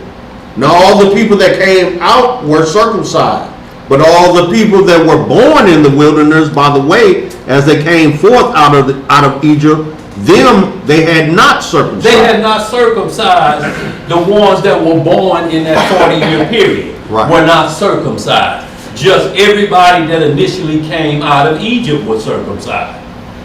Y'all understand? But everybody born out there, because it started to get crazy in the wilderness, and people want, let's go back to Egypt, let's go back to Egypt. So when they died out and say, okay, you got a new group. Yeah, no and all of these men were past 8 days, so this telling you those children were born, and on the 8th day they didn't get circumcised. Right. So much was going on during the wilderness that he had to get them to a certain point. Absolutely. To reestablish that. But a whole new generation had to come up and replenish that old generation that had to die off. That's right. With a whole new mindset. Whole new mindset. And so now you understand when Paul was saying circumcision is nothing. He's not saying it's nothing. He's just saying if you don't do it according like to the letter, if it ain't 8 days, you're technically out of bounds, so to speak. But there's occasion there where you cannot circumcise on the 8th day. Sometimes babies, what about a baby born in a situation that where, you know, they may be alone in a house somewhere by themselves? What are they going to use to circumcise a child on the 8th day? Hell, they barely had the baby. You understand what I'm saying? But it's open until before you pass away from this earth. You know, the option is open. It's just more painful when you're older. Believe me, I know. Go ahead. Verse 6. Yeah. For the children of Israel walked 40 years in the wilderness till all the people that were men of war, which came out of Egypt, were consumed. Were what? Consumed. So where's this pleasantry in the wilderness, y'all? That everybody's saying leave America and go where? Right. What scripture you read, Elijah, from Genesis up into Deuteronomy in that wilderness that we were laying back chilling like this? Yeah. Give me a couple more of them pomegranates. I got some family coming over. Like this chilling. Yeah, all right. You understand what I'm saying? Yeah. Where you going to leave this for and go where? And it's going to be peaceful. Right. Let's get some more, bro. Only to be coming back here doing family. Boy, look here. Get circumcised again. Yeah, all that, yeah. Because they obeyed not the voice of the Most High, unto whom the Most High sware that he would not show them the land, which the Most High sware unto their fathers that he would give us, a land that floweth with milk and honey. And their children, whom he raised up in their stead, them Joshua circumcised. For they were uncircumcised because they had not circumcised them by the way. And it came to pass, when they had done circumcising all the people, that they abode in their places in the camp till they were whole. Till they were what? Whole. Because there wasn't no walking around after that, y'all. I guess not. No, yeah, you guess right, sir. And the Most High said unto Joshua, this day have I rolled away the reproach of Egypt from off you. Wherefore the name of the place is called Gilgal unto this day. And the children of Israel encamped in Gilgal, and kept the Passover on the 14th day of the month, at even in the plains of Jericho. So once again we see that Passover done outside of Israel. And when you constantly have people telling you you can't do these feast days outside the land, that ain't scriptural, y'all. that if you're able to travel to Jerusalem, yes, it would be a blessing. But the first 39 of Passovers, 39 of them in the wilderness, the one in Egypt. So how do you even listen to that? Because what they're doing is slowly whittling away at laws. Slowly whittling away at them. And pretty soon, they'll tell you, you can't keep no laws in the land of your captivity. That means you're a lawless individual, don't it? And at that point, you will see the lawlessness come on, because once you get away from doing what the Most High say, man law ain't gonna mean nothing to you. Right. You see that now. You will find yourself always trying to dodge around their law because you think the hand of the Most High can't get to you. Well, he say, I set them up, you know, and they're set up for the evil, and they're trying to escape Romans 13. Well, we ain't supposed to show no power but to God. Well, if he give them power to tell them to regulate evil. Now, yes, people who are in charge do more evil things to people that's not of their own race, but they get caught up too. Eventually, they get caught. Like them police that did what they did to that man, shoved the gun in his mouth and went out, that road crew, what they call them, the goon squad. They were already sentenced once. And now Fed came in and state charges, whatever it was, doubled their sentences. So the little fun they had, 40 years, they just got.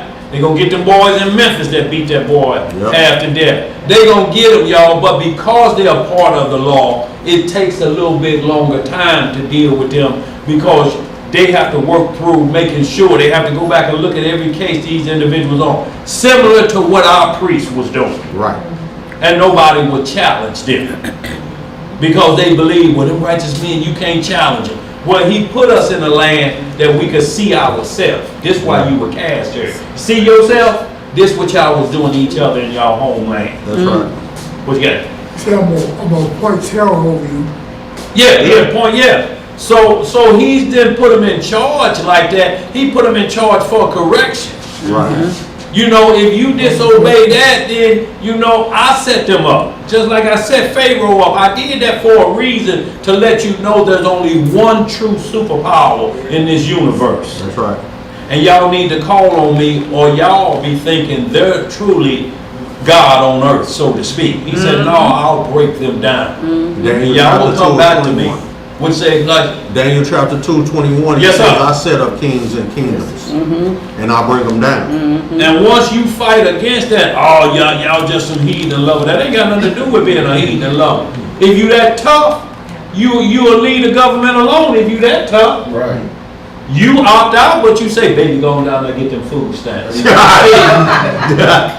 You understand what I'm saying? That pillow talk. Yeah. Hey, go ahead, bro.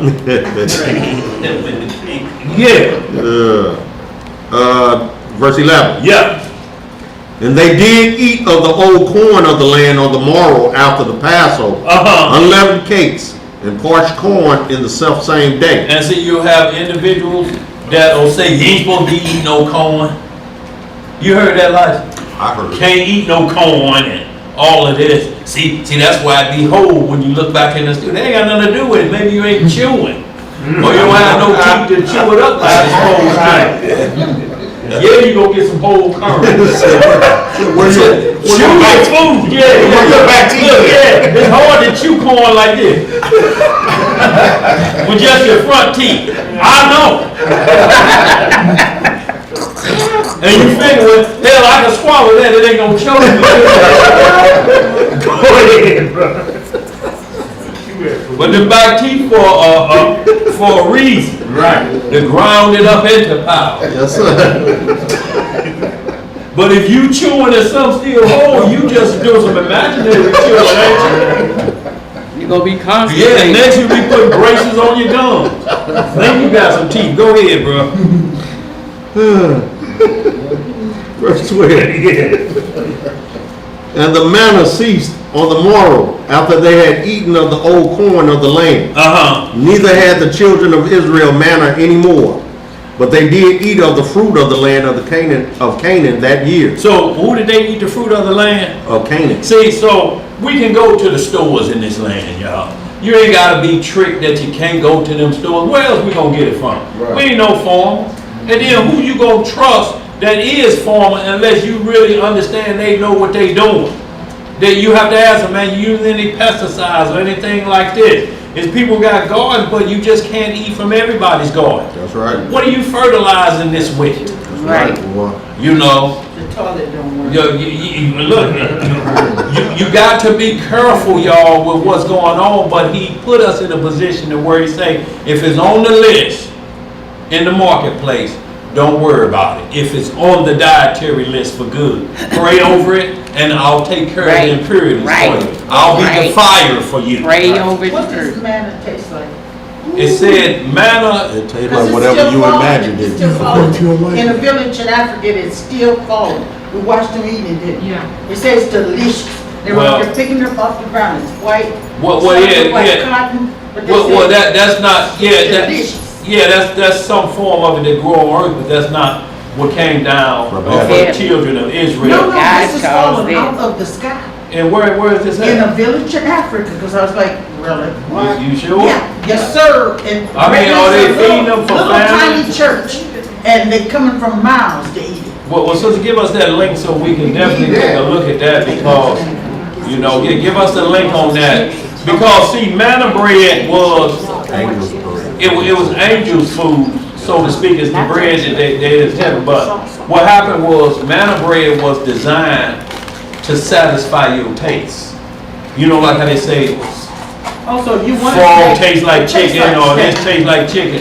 No, that tastes like frog and chicken. It's the same thing. What we're talking about is manna bread because it was bread only satisfied you. It got rid of whatever craving that you had. What was it saying, Ben? It's in Angola, Africa. In Angola? Yeah. So we'll look into that, y'all. Get a link and saying they got eyewitness videos of this taking place. It's all kind of. It was falling, they were eating. Yeah. Right there on from the camera. But we also have to be careful because Satan is the master imitator. Yeah. So And he and still That's what I was travels. thinking, 'cause He it still was- travels the airway. He still can go up to the certain planes of heaven and ask for, you know, the power to for deception. Yeah. So we have to be very careful Yeah. of the imitations of Satan, you know, to get you to believe. Now, also understand the fact that it's only happening in certain parts, a certain part of Africa. That's Right. why- You know what I'm saying? So is that wilderness? is that the wilderness? Is that the children of Israel? Is it consistent what's happened before? Yeah. You understand what I'm saying? So when we looking for evidence of Elohim, we gotta also look for the consistency. Yeah. Because everything he does is a consistency from day one up until now. Right. There's nothing that's gonna be out of sync with what he does. Everything is gonna fall in line. It's gonna be a consistency. That's why I asked, because in that evening, and they're talking about it, like, well, 10 years ago, it seemed to be more of, not like. But see, what we just read in the scriptures, he said the children of Israel ate manna no more. No more. See, so No more. yeah. So who is that? Right. Whose manna is that? Yeah. No, that's what I'm just saying. We need to ask these questions. Yeah. We need to pose these questions instead of saying, okay, manna is in the Bible, it must be the Lord. Well, Right. we know that the Prince of Peace is coming, but this Antichrist is going to promote himself as a Prince of Peace. Right. So we have to be very careful that everything of Elohim lines up with Elohim and his spirit. The spirit of discernment we must have today. Because Satan knows his time is short. Yeah. So he's finna pull out every trick he got listed in his book. Right. He's finna utilize it. Yeah. Because just a small piece of doubt, a little leaven the whole lump. And that's all he needs is you to just focus on a video and take you away from script. Because he's the stealer of time. If I could get you to focus more on these videos about manna falling in Angola, and you start losing grasp on lost statutes and commandments and following Elohim, I got you. So all I had to do was post a video. Yeah, and that's what we have to be careful of, like we spoke on the Daniel fast. You understand what I'm saying? So we have to be extra careful, y'all, that we don't get hemmed up.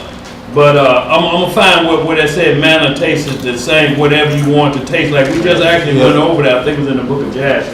But go ahead, keep reading. We'll get right to it. Pick it up. I believe it's in the book of Numbers. But I'll find it. It said where it was to every man's liking, so you wouldn't get tired of it. So I'm not saying, since we're not in no way, shape, or form. I think it might be in Sirach. Sirach, it is. It's in Sirach. Yeah, absolutely right, Elijah. Sirach 40. 44.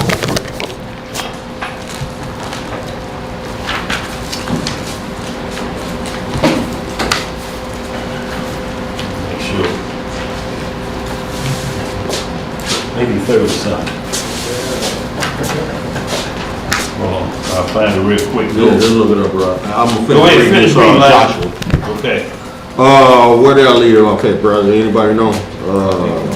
13, verse 13. And it came to pass when Joshua was by Jericho that he lifted up his eyes and looked, and behold, there stood a man over against him with his sword drawn in his hand.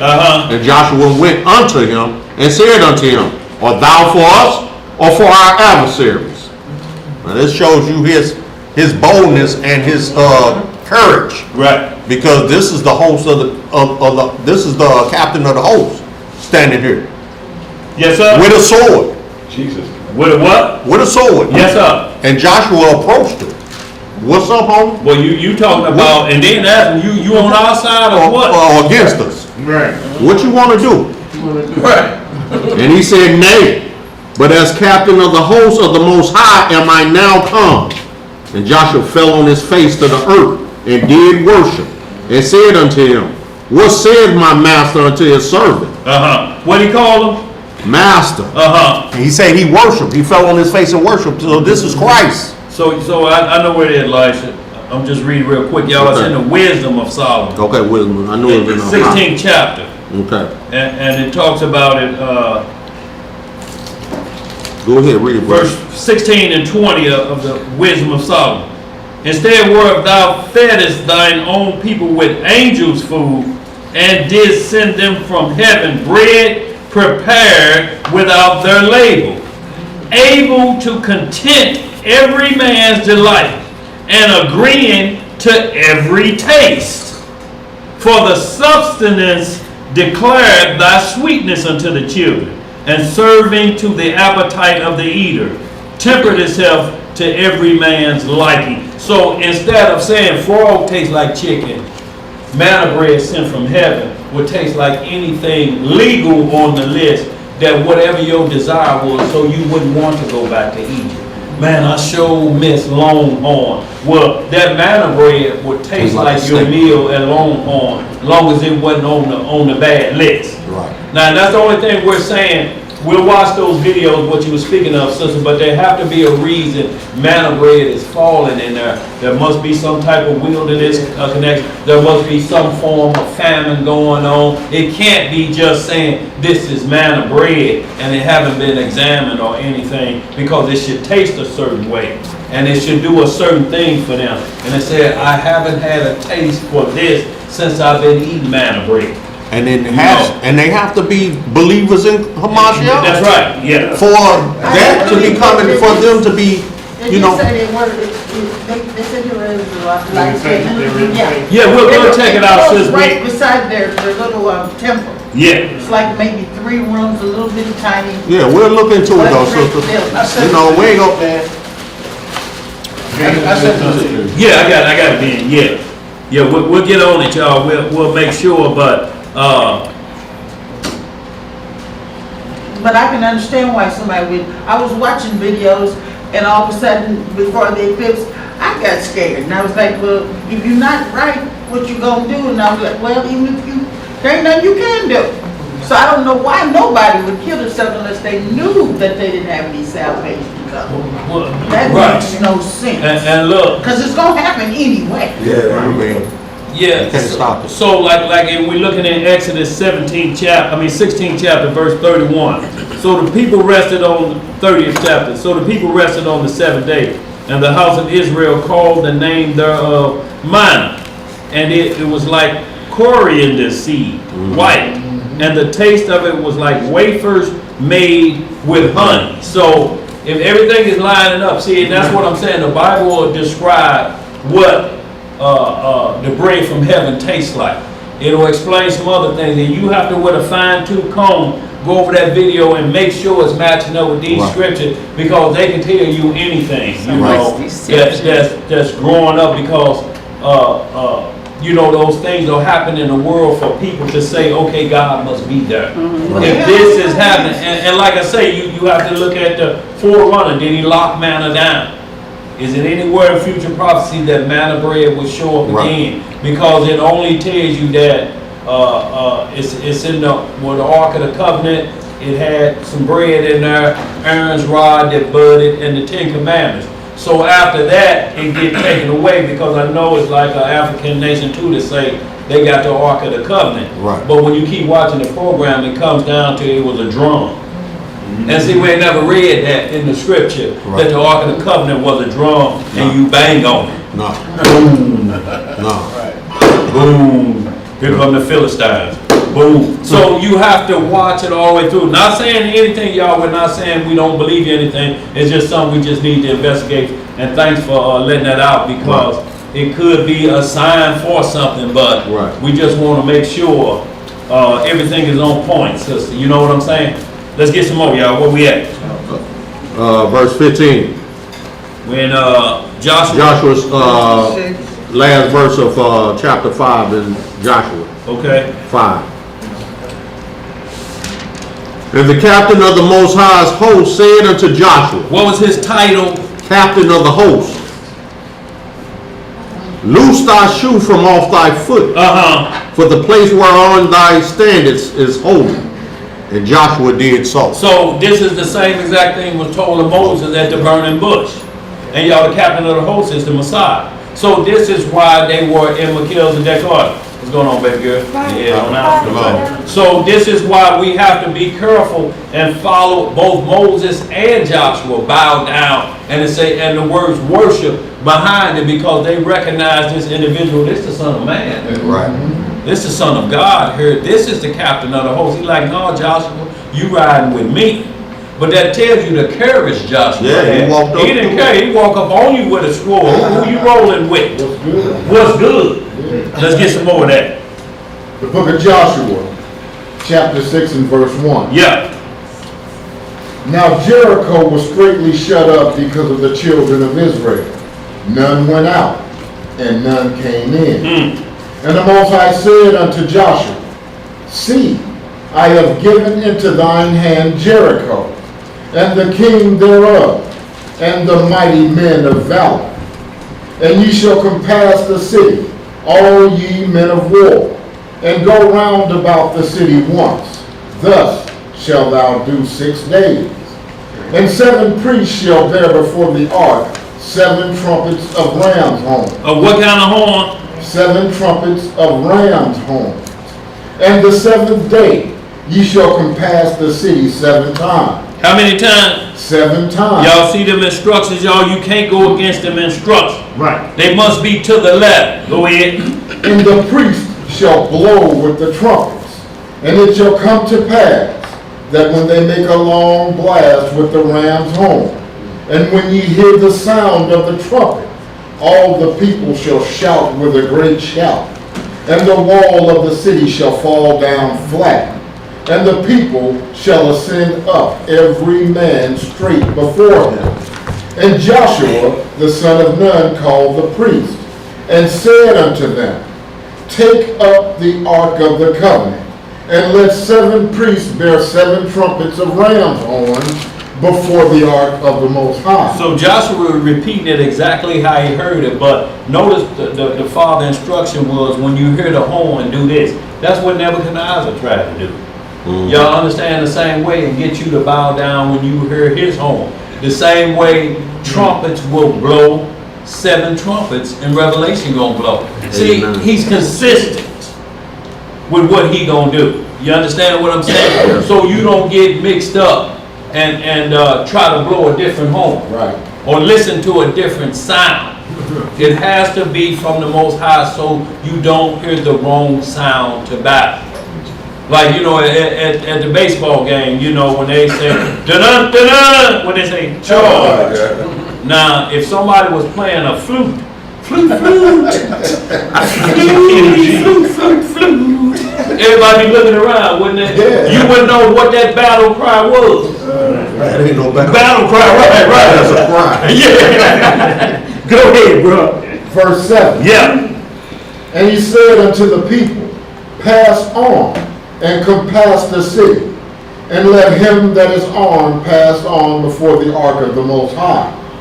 And it came to pass, when Joshua had spoken unto the people, that the 7 priests bearing the 7 trumpets of ram's horn passed on before the Most High, and blew with the trumpets.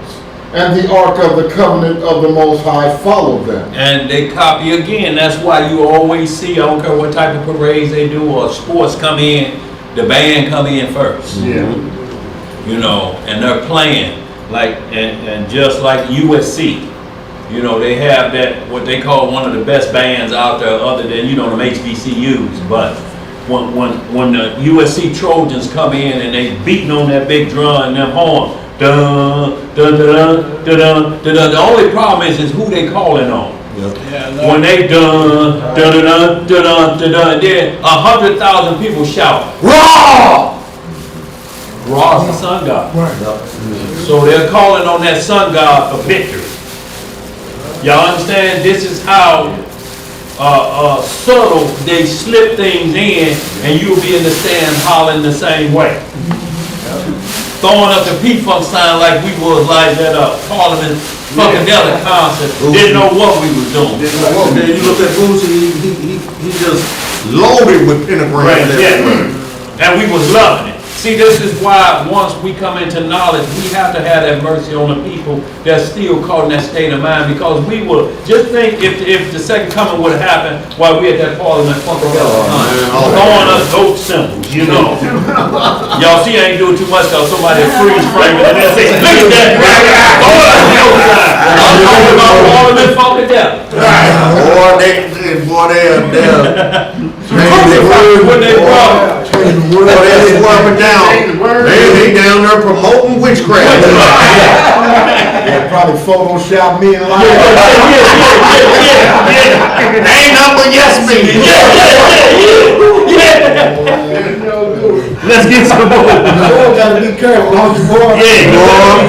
Boy, they wearing Eshon Burgundy out, boy. Brother got us, man. He trying to defend his spirit, brother. They did. Saw him raise that hand up one time in a video. Now he trying to defend his faith. Let's get some more of this. All right, family, we're in the book of Joshua, chapter 6 and verse 9. Yes, sir. And the armed men went before the priests that blew with the trumpets, and the reward came after the ark, the priests going on and blowing with the trumpets.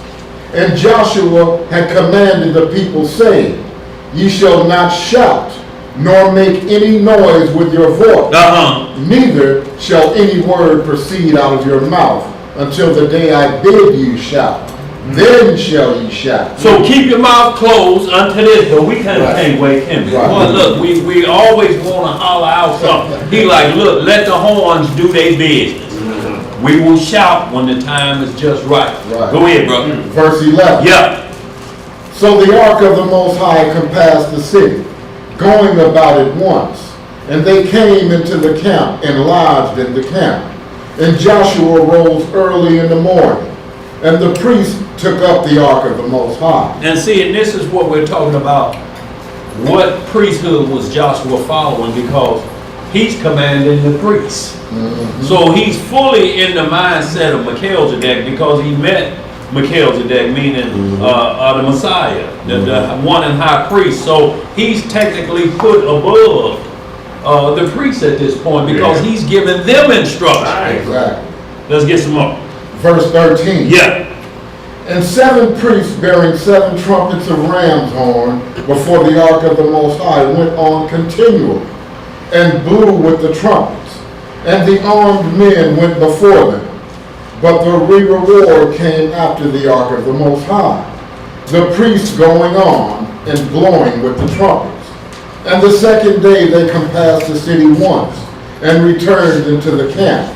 So they did 6 days. And it came to pass on the 7th day, that they rose early about the dawning of the day, and compassed the city after the same manner 7 times. Only on that day they compassed the city 7 times.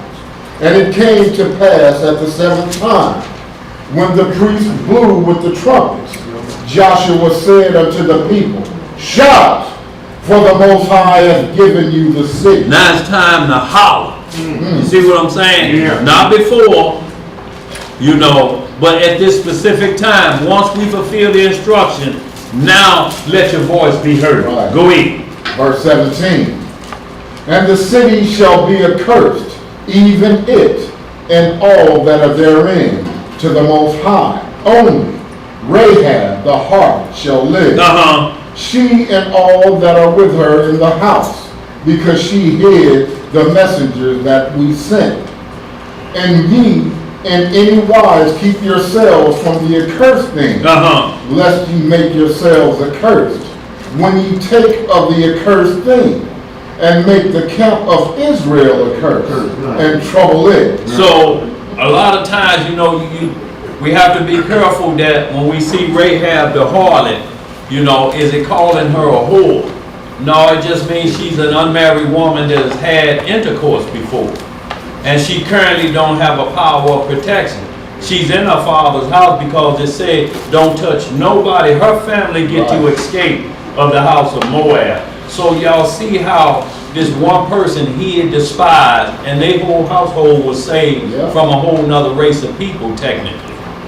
You know, and that's how, that's how the Most High worked, you know, to make sure that every one of his creatures play a part. You know, and like you said, this woman made sure that when them spies came in her, they were not found out. Y'all, so we always got to be careful of not blasting every other nation when you're going to need support on the inside. What enemy territory you think you can just go in there and call shots? Unless you bind the strong man first. That's right. That's what you would have to do, but inside information is always good. And like I say, and they were spies. They went in there to see how we going to take this land. But they knew that some Israelite spies had been up and they said, we're killing everybody. She actually put her life and her family's life on the line for Israel. Go ahead, brother. Verse 19. Yeah. But all the silver and gold and vessels of brass and iron are consecrated unto the Most High.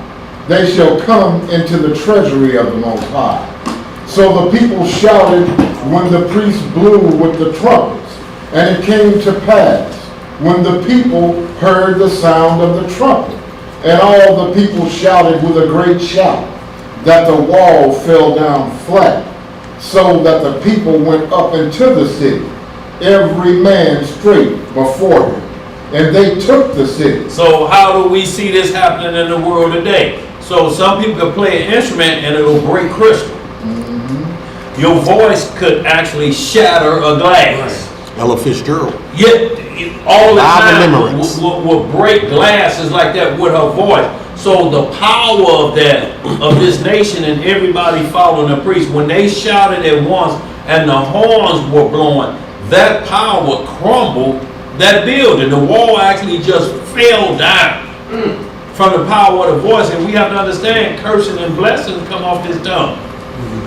You have to understand how powerful this tongue that James speak about. You can tame everything, every part of the Bible, of the body. You can tame every animal, but you know what you can't tame?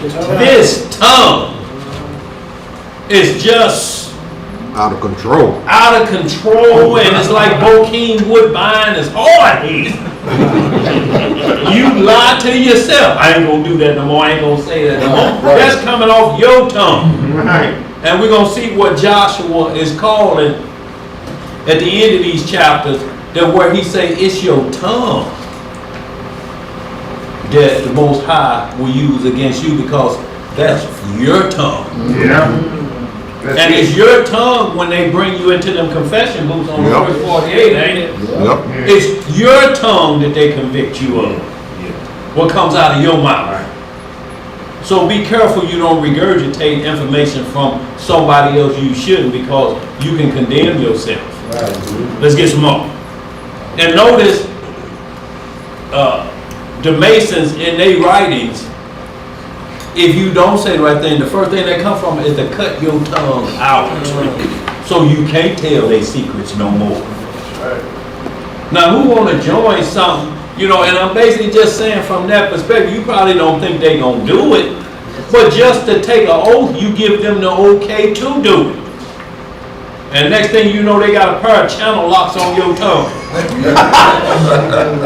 Just clap down. You know the vice scripts you used to pull it out. You put on that. I'm talking about them vice scripts, a turn, a strip boat. And they got that on the tip of your tongue and you holler. Cut it, and then they just slice it off.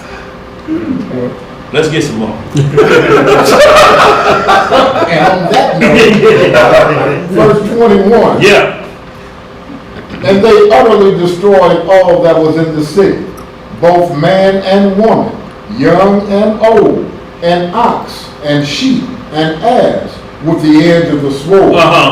But Joshua had said unto the two men that had spied out the country, go into the harlot's house, and bring out thence the woman and all that she hath, as ye swear unto her. And the young men that were spies went in and brought out Rahab and her father and her mother and her brethren and all that she had. And they brought out all her kindred and left them without the camp of Israel. Yes, sir. And they burnt the city with fire and all that was therein. Only the silver and the gold and the vessels of brass and of iron they put into the treasury of the house of the Most High. And Joshua saved Rahab the harlot alive, and her father's household, and all that she had. And she dwelleth in Israel even unto this day. And she do what? Dwelleth in Israel even unto this day.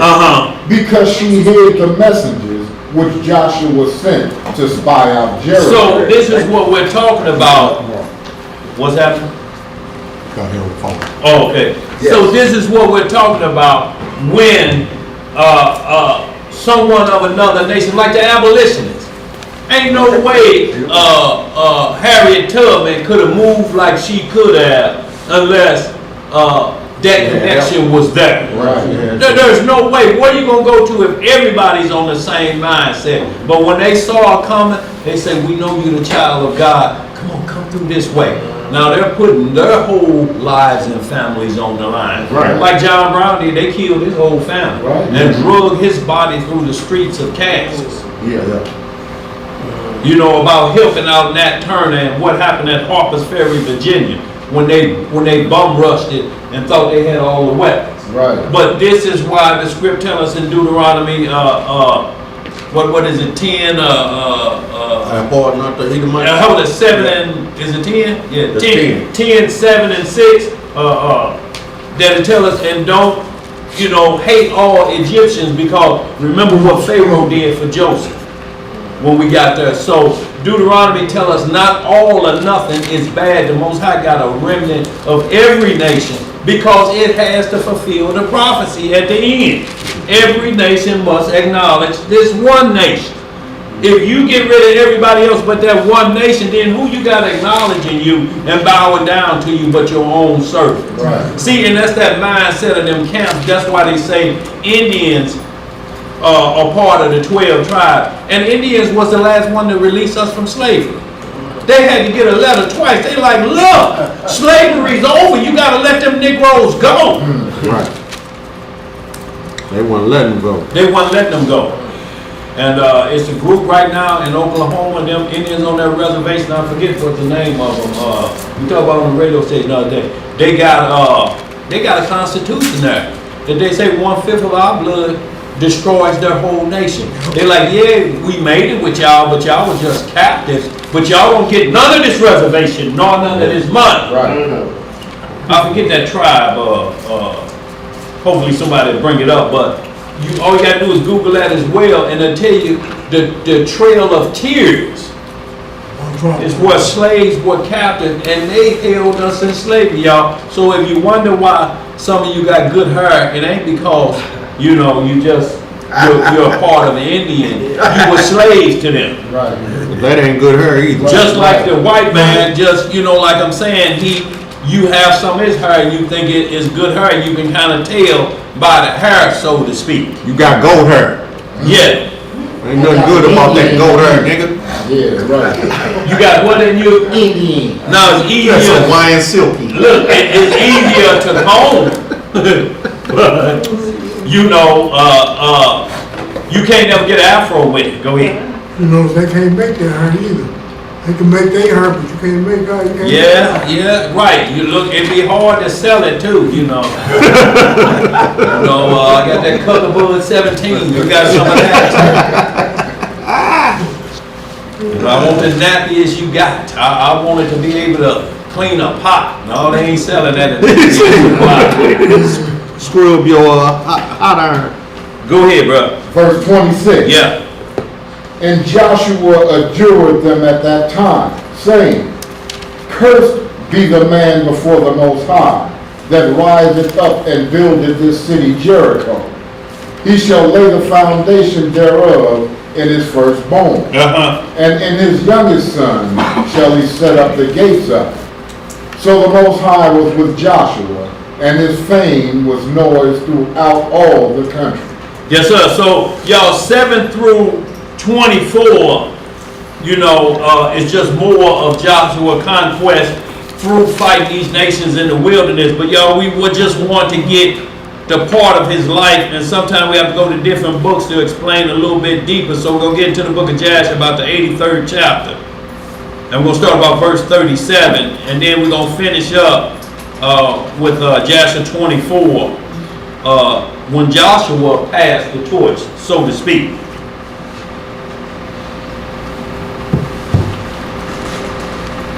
We're going to Joshua. Yeah. 83, we'll start at 37.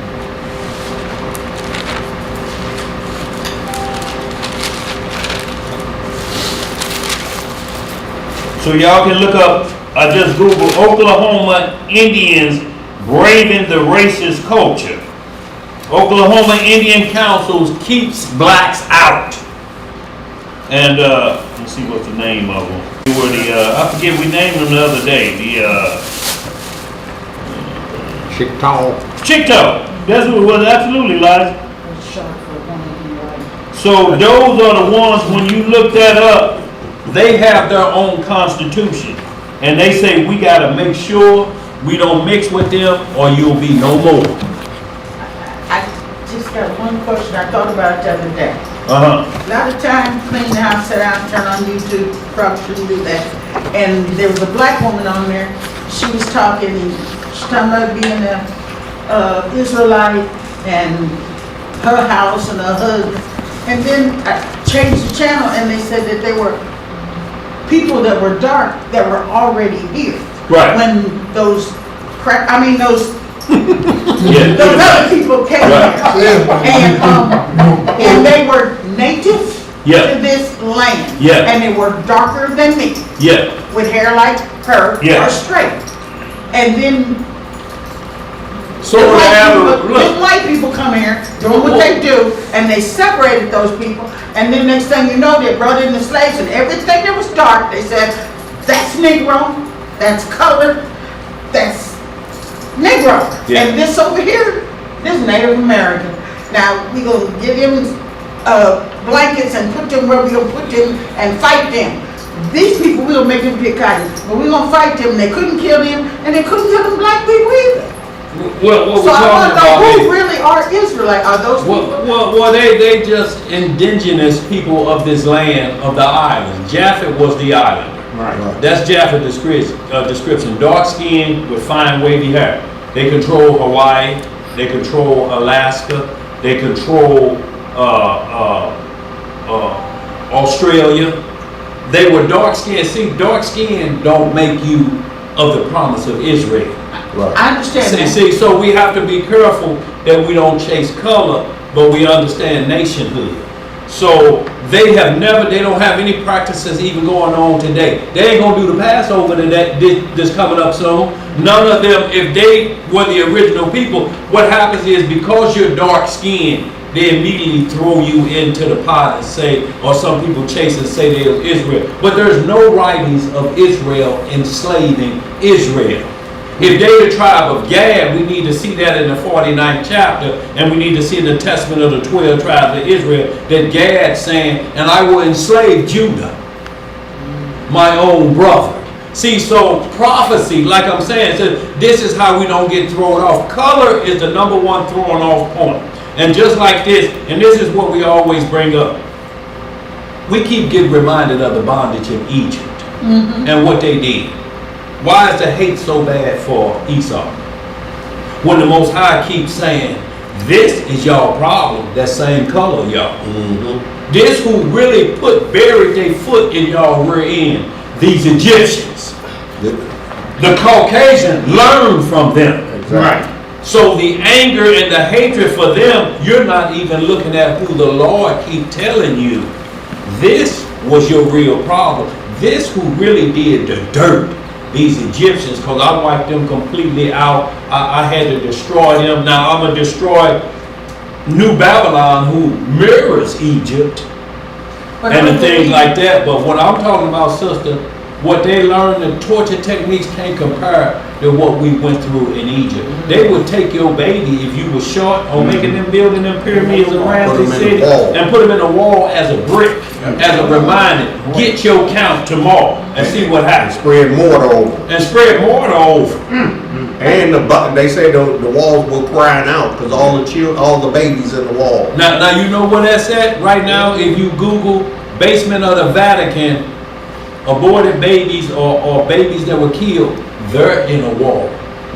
Skulls are in the wall. Yeah. In the basement of the Vatican. They got a whole wall with skulls of babies. Yeah, I remember that. So what I'm saying, these practices is coming from Egypt. You're talking about the beast. That was a beast. Pharaoh and his people were a beast on us. Because from Genesis to Revelation, no matter what captivities we've been in, he don't talk about Assyria like that. Right. He don't talk about the Greek captivity. He don't talk about Media. He talk about what the Egyptians did to us. See, and what happens is if you raise somebody up that was put to death by them, and you telling them about some white man Esau, they'll slap the piss out of you because they'll be like, who did what? They did what? It would be disrespectful for them, our ancestors, to look at this group like they really a bad group. No, they would sit at the kneecaps of the Egyptians. All Leviticus and the crime are from them. Yeah. All of the law that tell us don't do wickedness, it was them, the seed of Ham. Because them Egyptians. And then their wickedness spans not from when we were just slaves in Egypt, but way before Egypt. So, they showed no mercy to Abraham. None. They showed no mercy to Isaac, Jacob, none of them. Yeah. And this was way before the captivity of Egypt. They've always been like that since their father Ham. Yeah. He's cursed. His offspring were cursed because of the act he did to his father Noah. Yeah. I guess what I'm saying is just, those people, they don't exist anymore. Who don't? Who? Those dark-skinned people Yeah, they do. Egypt. Yeah, they still exist. They just moved out of the way. They just don't film them. Yeah. When the cameras go over to Egypt, they show you Egypt, they move them out the way. Yeah. They put the miscegenized Egyptians in the camera. Yeah. Because they want you to believe this is what Egypt looks like. Egypt is blue-black. Yeah. They move them Negroes out the way. Yeah. Get out of the focus. Yeah. We gotta portray to the world this Egypt, not ancient Egypt. Because once we do that, then the whole truth will come out and we have to explain all the lies that we have put forth in the world.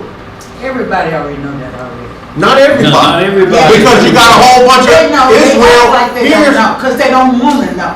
You can't change the truth. No, you can't change the truth, but there's so They know. many of us that don't understand, and they link to melanin. Yeah. Well, it's the same way with those Native Americans.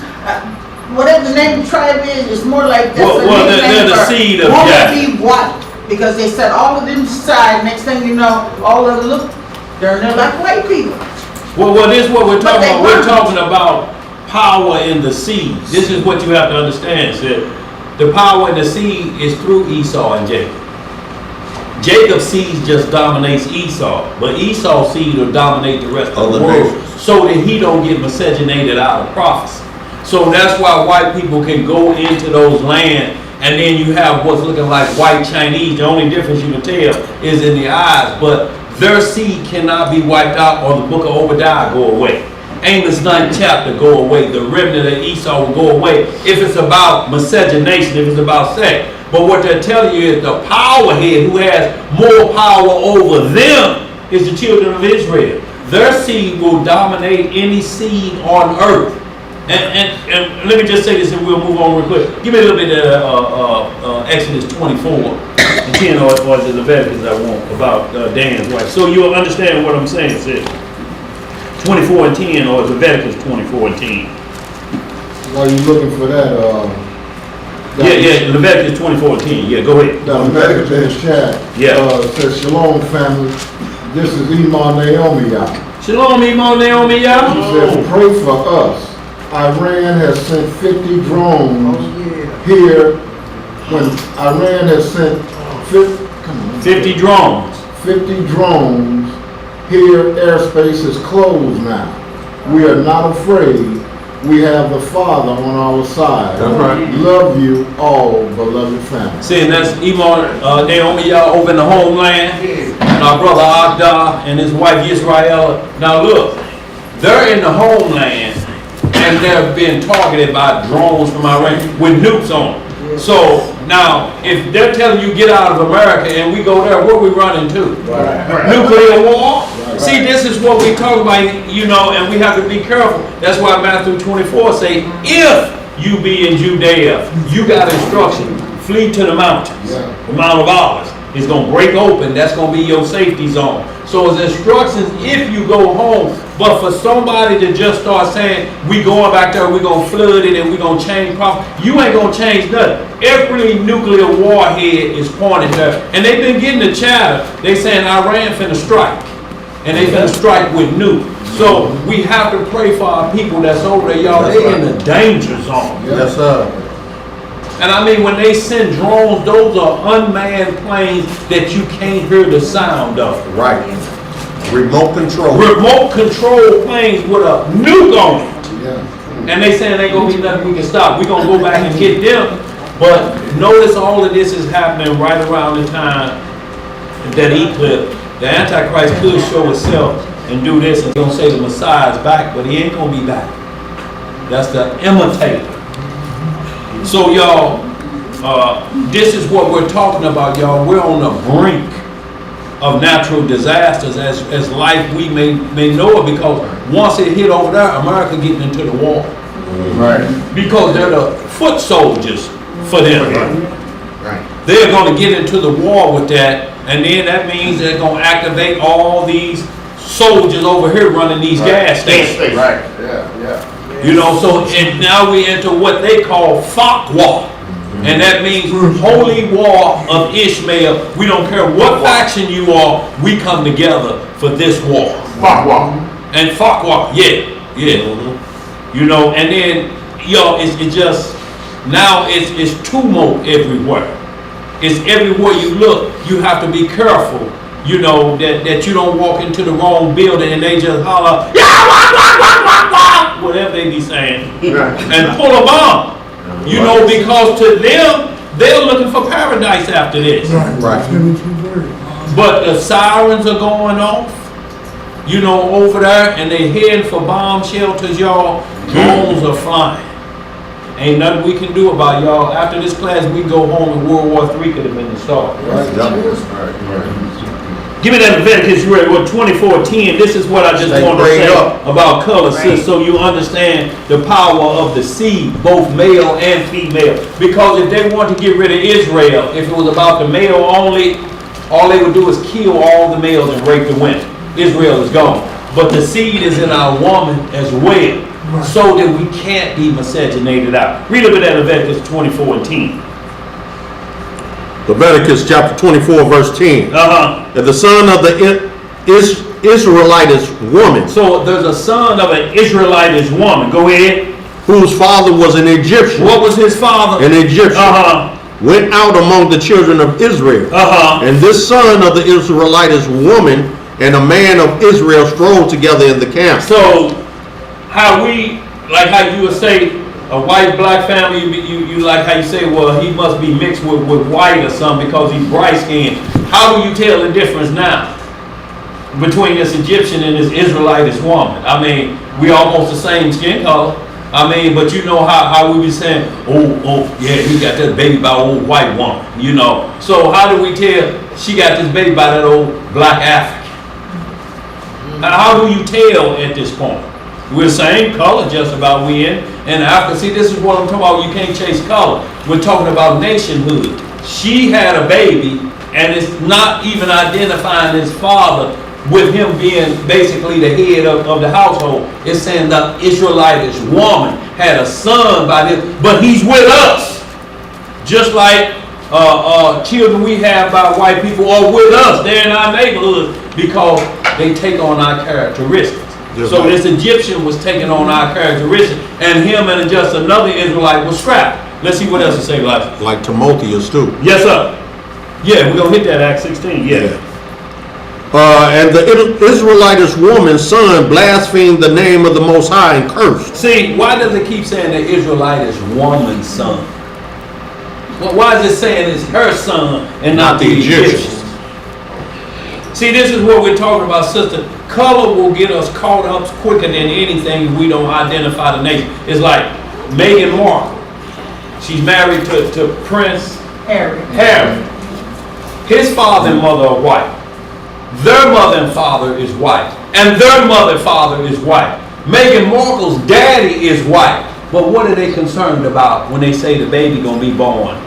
We're concerned about her little old mama. That one little old black seed through that whole lineage of white people gonna interrupt everything.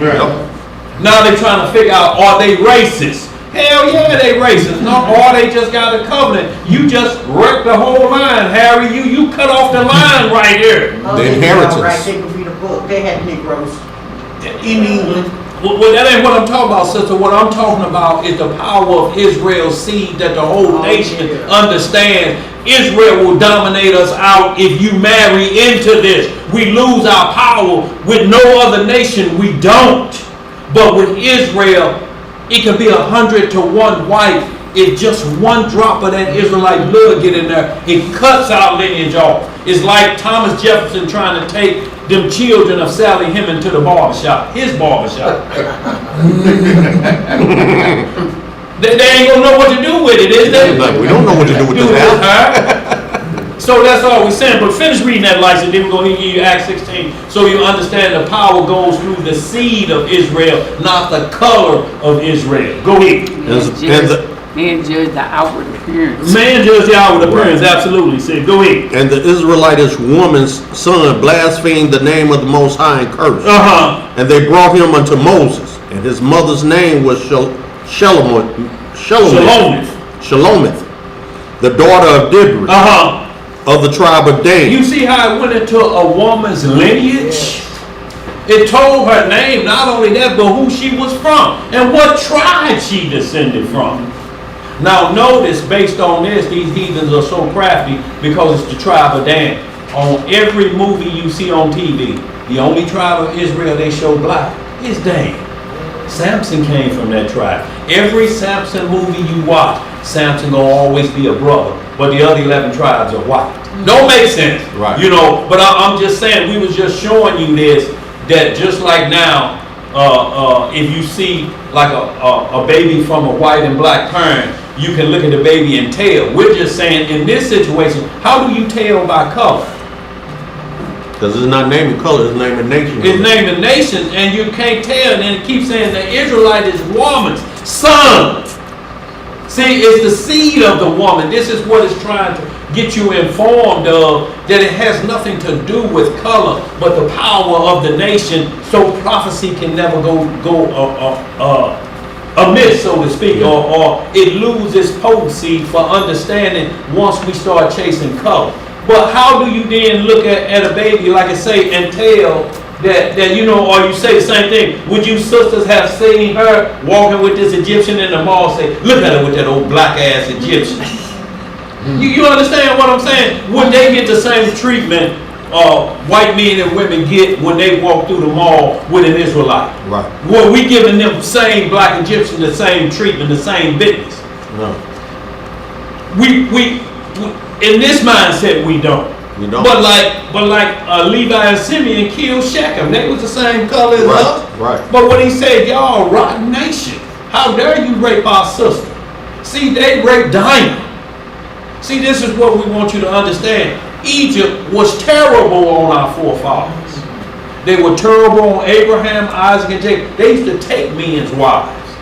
Trey Songz ain't just learned that. And kill them. That's why every time they went into Egypt, they said, this is my sister. Yeah. Because they were known to take a man's wife and kill him. Well, that's what I was asking, is you got these people all over the corners, and they Israelites, and they this, and I'm an Israelite, and I'm like, everybody's not. Stop playing. No. Everybody is not. See, Deuteronomy names ancestry. That's our DNA. Even Deuteronomy in names Israel, ancestry. Israel ain't Israel. Because it puts us in a position of where this is where you'll be on planet Earth during this time. These are the curses that will follow you. These are the blessings that will follow you. You can't take no ancestry.com test and figure these things out. It's what position you're in the world, because the Most High is dictating how we and where we be. So when he come and rescue us, he won't be mixed up. Well, I can't tell. I know he until he mixed with them Chinese. I can't tell. No, he knows the power of the seed, because that was the covenant he gave to Abraham. He said, you will never be miscegenated out. If they try to kill all your men, your women will dominate it out. They won't stand a chance against you. And I'm telling you, every nation that this is in, Esau just went and took over Japheth. They're the seed of Japheth. They are the islanders. New York is an island. Indians control New York. Those islanders were moved out of the way. And then you got the Statue of Liberty coming now from Britain or England, wherever it come from. France. The Aborigines, they moved them out of Australia with the dark skin and wavy hair. And Crocodile Dundee went up in there, and now you see him. The Hawaiians, islanders, Japheth seed, they are the Isles of the Gentiles, the islands of the Gentiles. And Hawaii 5-0 took over that. Now you got Bukamdano. You understand what I'm saying? Right. So, and they took over Syria with the Eskimo. When last time we seen an Eskimo? Yeah. You ain't seen one? Well, I done seen it, but you ain't never seen one. But I'm talking about they could live in ice huts. But what I'm saying is, they're gone from existence. You only see white people dominate Alaska. This is what it's talking about. They move into lands and they can dominate them out. They just can't do Israel. Israel is here, Esau is here, and then the rest of the nation. You can't miscegenate Esau out, because he's set for prophecies in the last day. Well, anybody could miscegenate a white. No, you can't. No, you can't. Ask the Chinese. Ask them black Egyptians that now, when every time they show an Egyptian, he just looked like a highly mixed dude, but you can see more white features in him than the African features that they have. Esau is dominant except for us. What you got? Somebody Israel white out too. How Israel? What? Israel. Oh yeah, when they white us out, they have to, because then Charleston Heston can't play Moses. Moses grew up as an Egyptian. So it's down the line. But let's hit this last one, so we'll give you another one even in our time. The word white and Israel mixed together, and you're gonna see the difference too. Give me Acts 16:1 real quick. Because look, the rest of this Leviticus 24 they brought him before the council of Israelite council, and they put that Egyptian son to death of that Israelitish woman. So all the reason we're showing you this is to show you the power in the seed of Israel women. They have power. Don't go off of what these camps saying it's only the men. What they're reading is that numbers, and they reading it out of order. That was about the army. Israelite women didn't go into our army. So when they're reading the heads of the father tribe, this is Joshua getting them ready, or Moses getting them ready to go to war. Our women didn't go to war. So they'll slip it in on you if you ain't careful. But get that Acts 16:1. And then we're going to jump right back on, y'all. We're going to get caught right back up while we got about 15 minutes. Acts chapter 16, verse 1. Yeah. Then came he, everybody there? Yes. Then came he to Derbe and Lystra, and behold, a certain disciple was there. A certain what? Disciple was there, named Timotheus, the son of a certain woman. The son of a what? Certain woman, which was a Jewess. What was a what? Jewess. Say, or the same as saying an Israelite woman. Go ahead. And believed. And believed, yeah. But his father was a Greek. But his father was a what? Greek.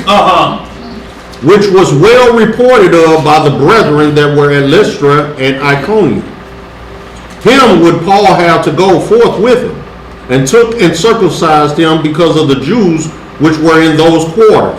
See, for they knew all that his father was a Greek. See, and they was like, look, he can't hang around unless you circumcise me. He's like, why? But this all the books of Timothy you read. His mama was an Israelite, but his daddy was a Greek.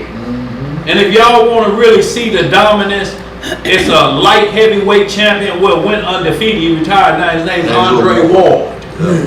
His father was a Greek and his mother's an Israelite. You don't see nothing in it. If y'all Google right now Andre Ward, you wouldn't know the difference. And his father couldn't take him to his barbershop. That's right. But his father was a boxer, but he never was at the level of his son. Terrence Howard dad. Terrence Howard dad. Yeah, all of them. So this is what we're talking about, y'all. Or like you had these camps talking about Bob Marley is a Gentile because his dad is white. Bob Marley Sr. is a white man. Yes, he is. But he's dominated by Israelite blood. Who do they judge him by? Did they judge him by his daddy, or did they put the wood on him as an Israelite? And what nation and what doctrine is he chasing? Israel, Zion. Yeah. They got the Messiah mixed up. Yeah. But they still, the culture that they're following is Israel. And that's what I'm saying, sister. Indians do it, every nation do it. They say, look, I work with different people being in the field I was in. And when they would come over, that'd be the first thing I asked them. When you came to this country, what did they tell you? I said, man, you ain't gonna hurt my feelings, just tell me. Told us to make sure our women stay away from y'all. From Pakistan. And he said, man, I would take you there, man. You would be treated like a king. I say, I ain't going over there. I don't need to go there and treat like king. Y'all got problems over there. Bin Laden over there, you know, so. But I'm just saying, I just asked them straight point. What were y'all told? Stay away from them Negroes and them Israelites. Don't mix with them. Don't let your women mix with them. Your race is gone as a people from that point on. So this is what we're saying, sister, like people look at white and black together, but how do you judge black and black the same way? Do you talk about them Egyptians the same way? Because I ain't never seen an African living in my neighborhood. Have y'all? No. You may hear about their own stores, but I'm just talking about in the neighborhood, in the projects. We had some white people live in the project, the Waller family, and all of them had black boyfriends, but I'm talking about, I ain't never seen Mabuti now in the neighborhood. Have y'all? No. Okay. See, and they tell us we are different people than them. So this is what I'm saying. We can't chase color ever. We have to chase prophecy. And it will keep us online. So we finished there, y'all, but let's just get this and we're going to close on out. Let's get back to this Jasher, chapter 83, verse 37. And we're talking about, where did we stop in Acts 16? Acts 16, we're just talking about Timothy. We were just showing, we were just showing his mother and his nationality. Okay. But see, they brought him under Israelite custom too, didn't it? But you see, they said that his mother was a Jewess and believed. Yeah. So he followed his mother's side of the family. Yes, sir. Just like the other boy, he followed his daddy's side because he didn't believe in Messiah. That's right. He cursed and blasphemed. Yeah. So he followed more of his Egyptian daddy side than his mama's side. But was living amongst us. You understand? Living but they judged them amongst us. Because Pharaoh, they won't have nothing to do with them. You through these here. I understand. Go ahead. All right, family, we're going to be reading in the book of Jasher, chapter 83, starting reading in verse 37. And it reads, But Joshua the son of Nun, and Caleb the son of Jephunneh, who were of those that explored the land, said, The land is exceedingly good. If the Most High delight in us, then he will bring us to this land and give it to us. For it is a land flowing with milk and honey. And why is always saying milk and honey? Milk nourishes a baby, and honey is everlasting. Because honey will never spoil. Honey could be 3,000 years old, and it will taste like day one. So it's compared to everlasting. It's the only food source on earth that never, ever spoils. Milk, we got nourished up. And then you get into everlasting life, the land with milk and honey. It's not just really talking about that, but it's saying where, like Ezekiel 16, I nourished you when you was a child, then I brought you into everlasting life. But we go a whoring, just don't want everlasting life. We crazy. Yeah. Go ahead. Verse 39. Yeah. But the sons of Israel would not listen to them. And they listened to the words of the 10 men who had brought up an evil report of the land. Yeah. And the Most High heard the murmurings of the sons of Israel.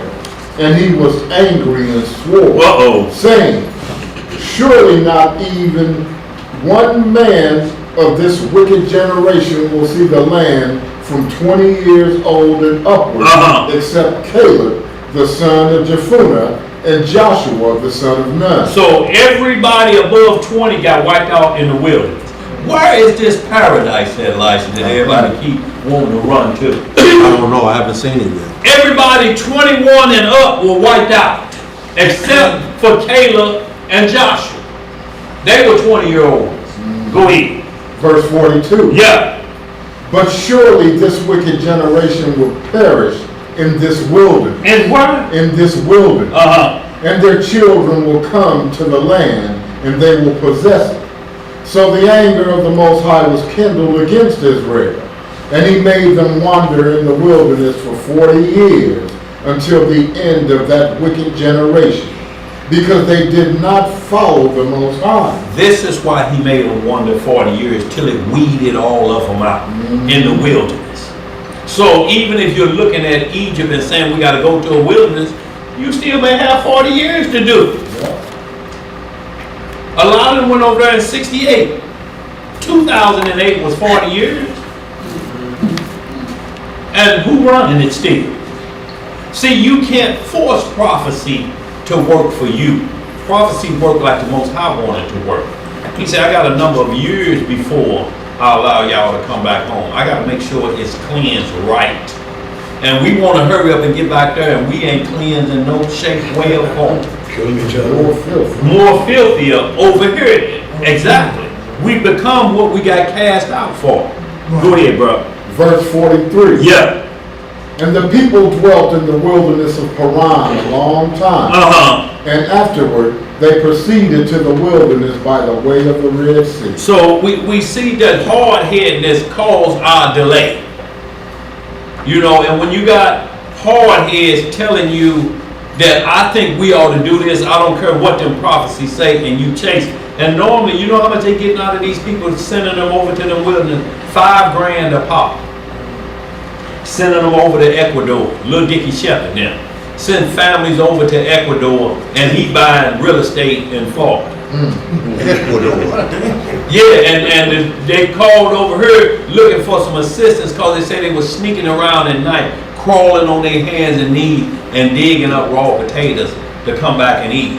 and you send them from this land over to there telling them that Babylon is finna be destroyed, and you signing mortgage papers. Right. Y'all understand what I'm saying? Yep. But this the mindset when you trust an individual, when you go against the Most High. And this is what Joshua is saying. It causing us problems in this wilderness. That's why we got to pass under the rod here and make sure we obey the Most High. But let's speed this up. Joshua 90 while we're in there, 48 through 50. Then we'll close out with the 24th chapter of Joshua, the end of his life. But y'all, what we're talking about is a young man that spent his whole life and never turned to no other God, didn't even look at another God. Y'all, this is what we talk about. What didn't even, even think for a second about astrology or any of those things. I mean, heart was fixed. And if we don't get past our own people, y'all, what are we worried about another nation for? You see all this war on here in the wilderness? That was all Israel against Israel. Crazy. Hit that 90 and 48 through 50, just in a couple verses. Say 90 what? Joshua 90, verse 48 and 50. 48 through 50. And then we're going to finish off with Joshua chapter 24. And for anybody asking, how do we know Joshua is from the tribe of Ephraim? You get to 1 Chronicles. Y'all write this down. 1 Chronicles, 7th chapter, verse 20 through 27. And then we're going to get into this Joshua chapter 24, this last chapter, verse 29 of that, or two witnesses that identify Joshua was out of the tribe of Ephraim.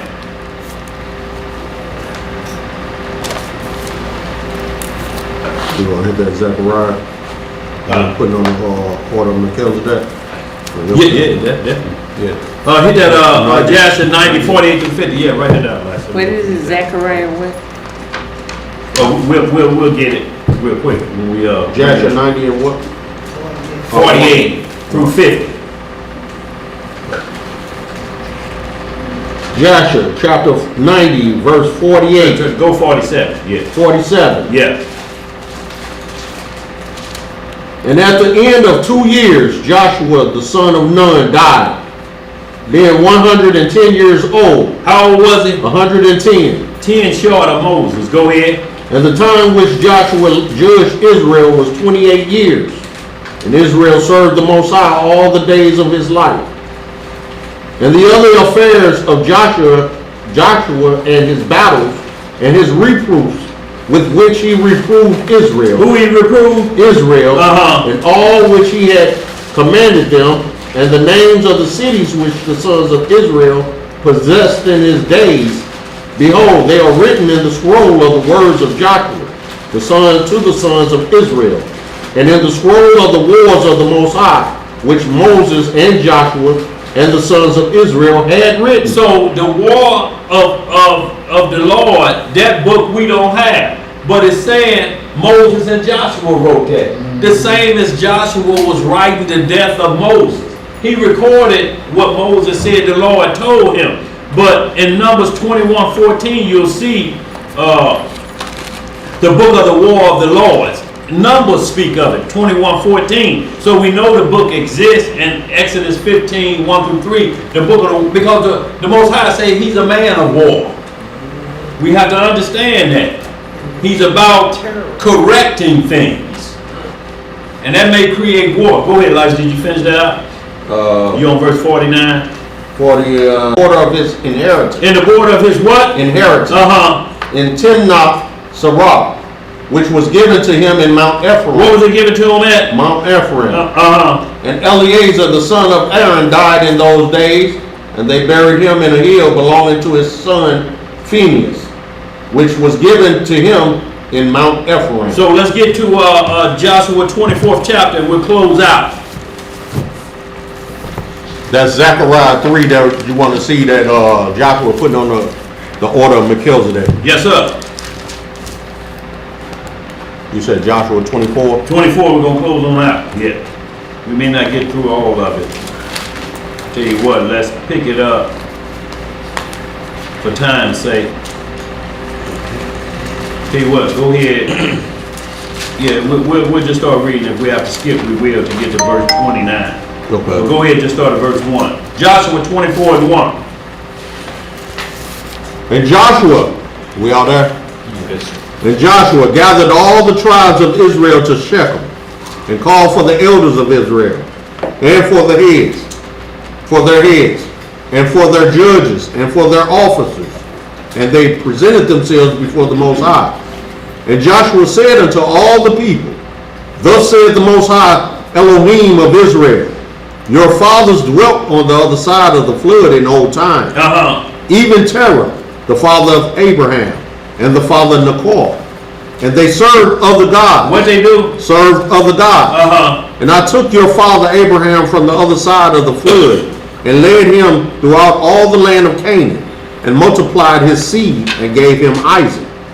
And I gave unto Isaac Jacob and Esau. And I gave unto Esau Mount Seir to possess it. And you read that in Genesis 36 chapter. Go ahead. But Jacob and his children went down into Egypt.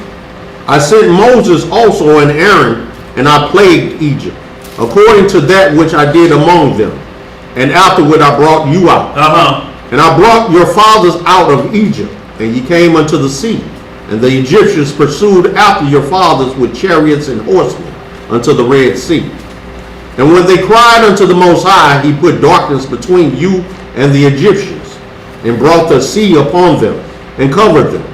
And your eyes have seen what I have done in Egypt, and ye dwelt in the wilderness a long season. And I brought you into the land of the Amorites, which dwelt on the other side of Jordan. And they fought with you. They did what? Fought with you. And I gave them into your hand that ye might possess their land. And I destroyed them from before you.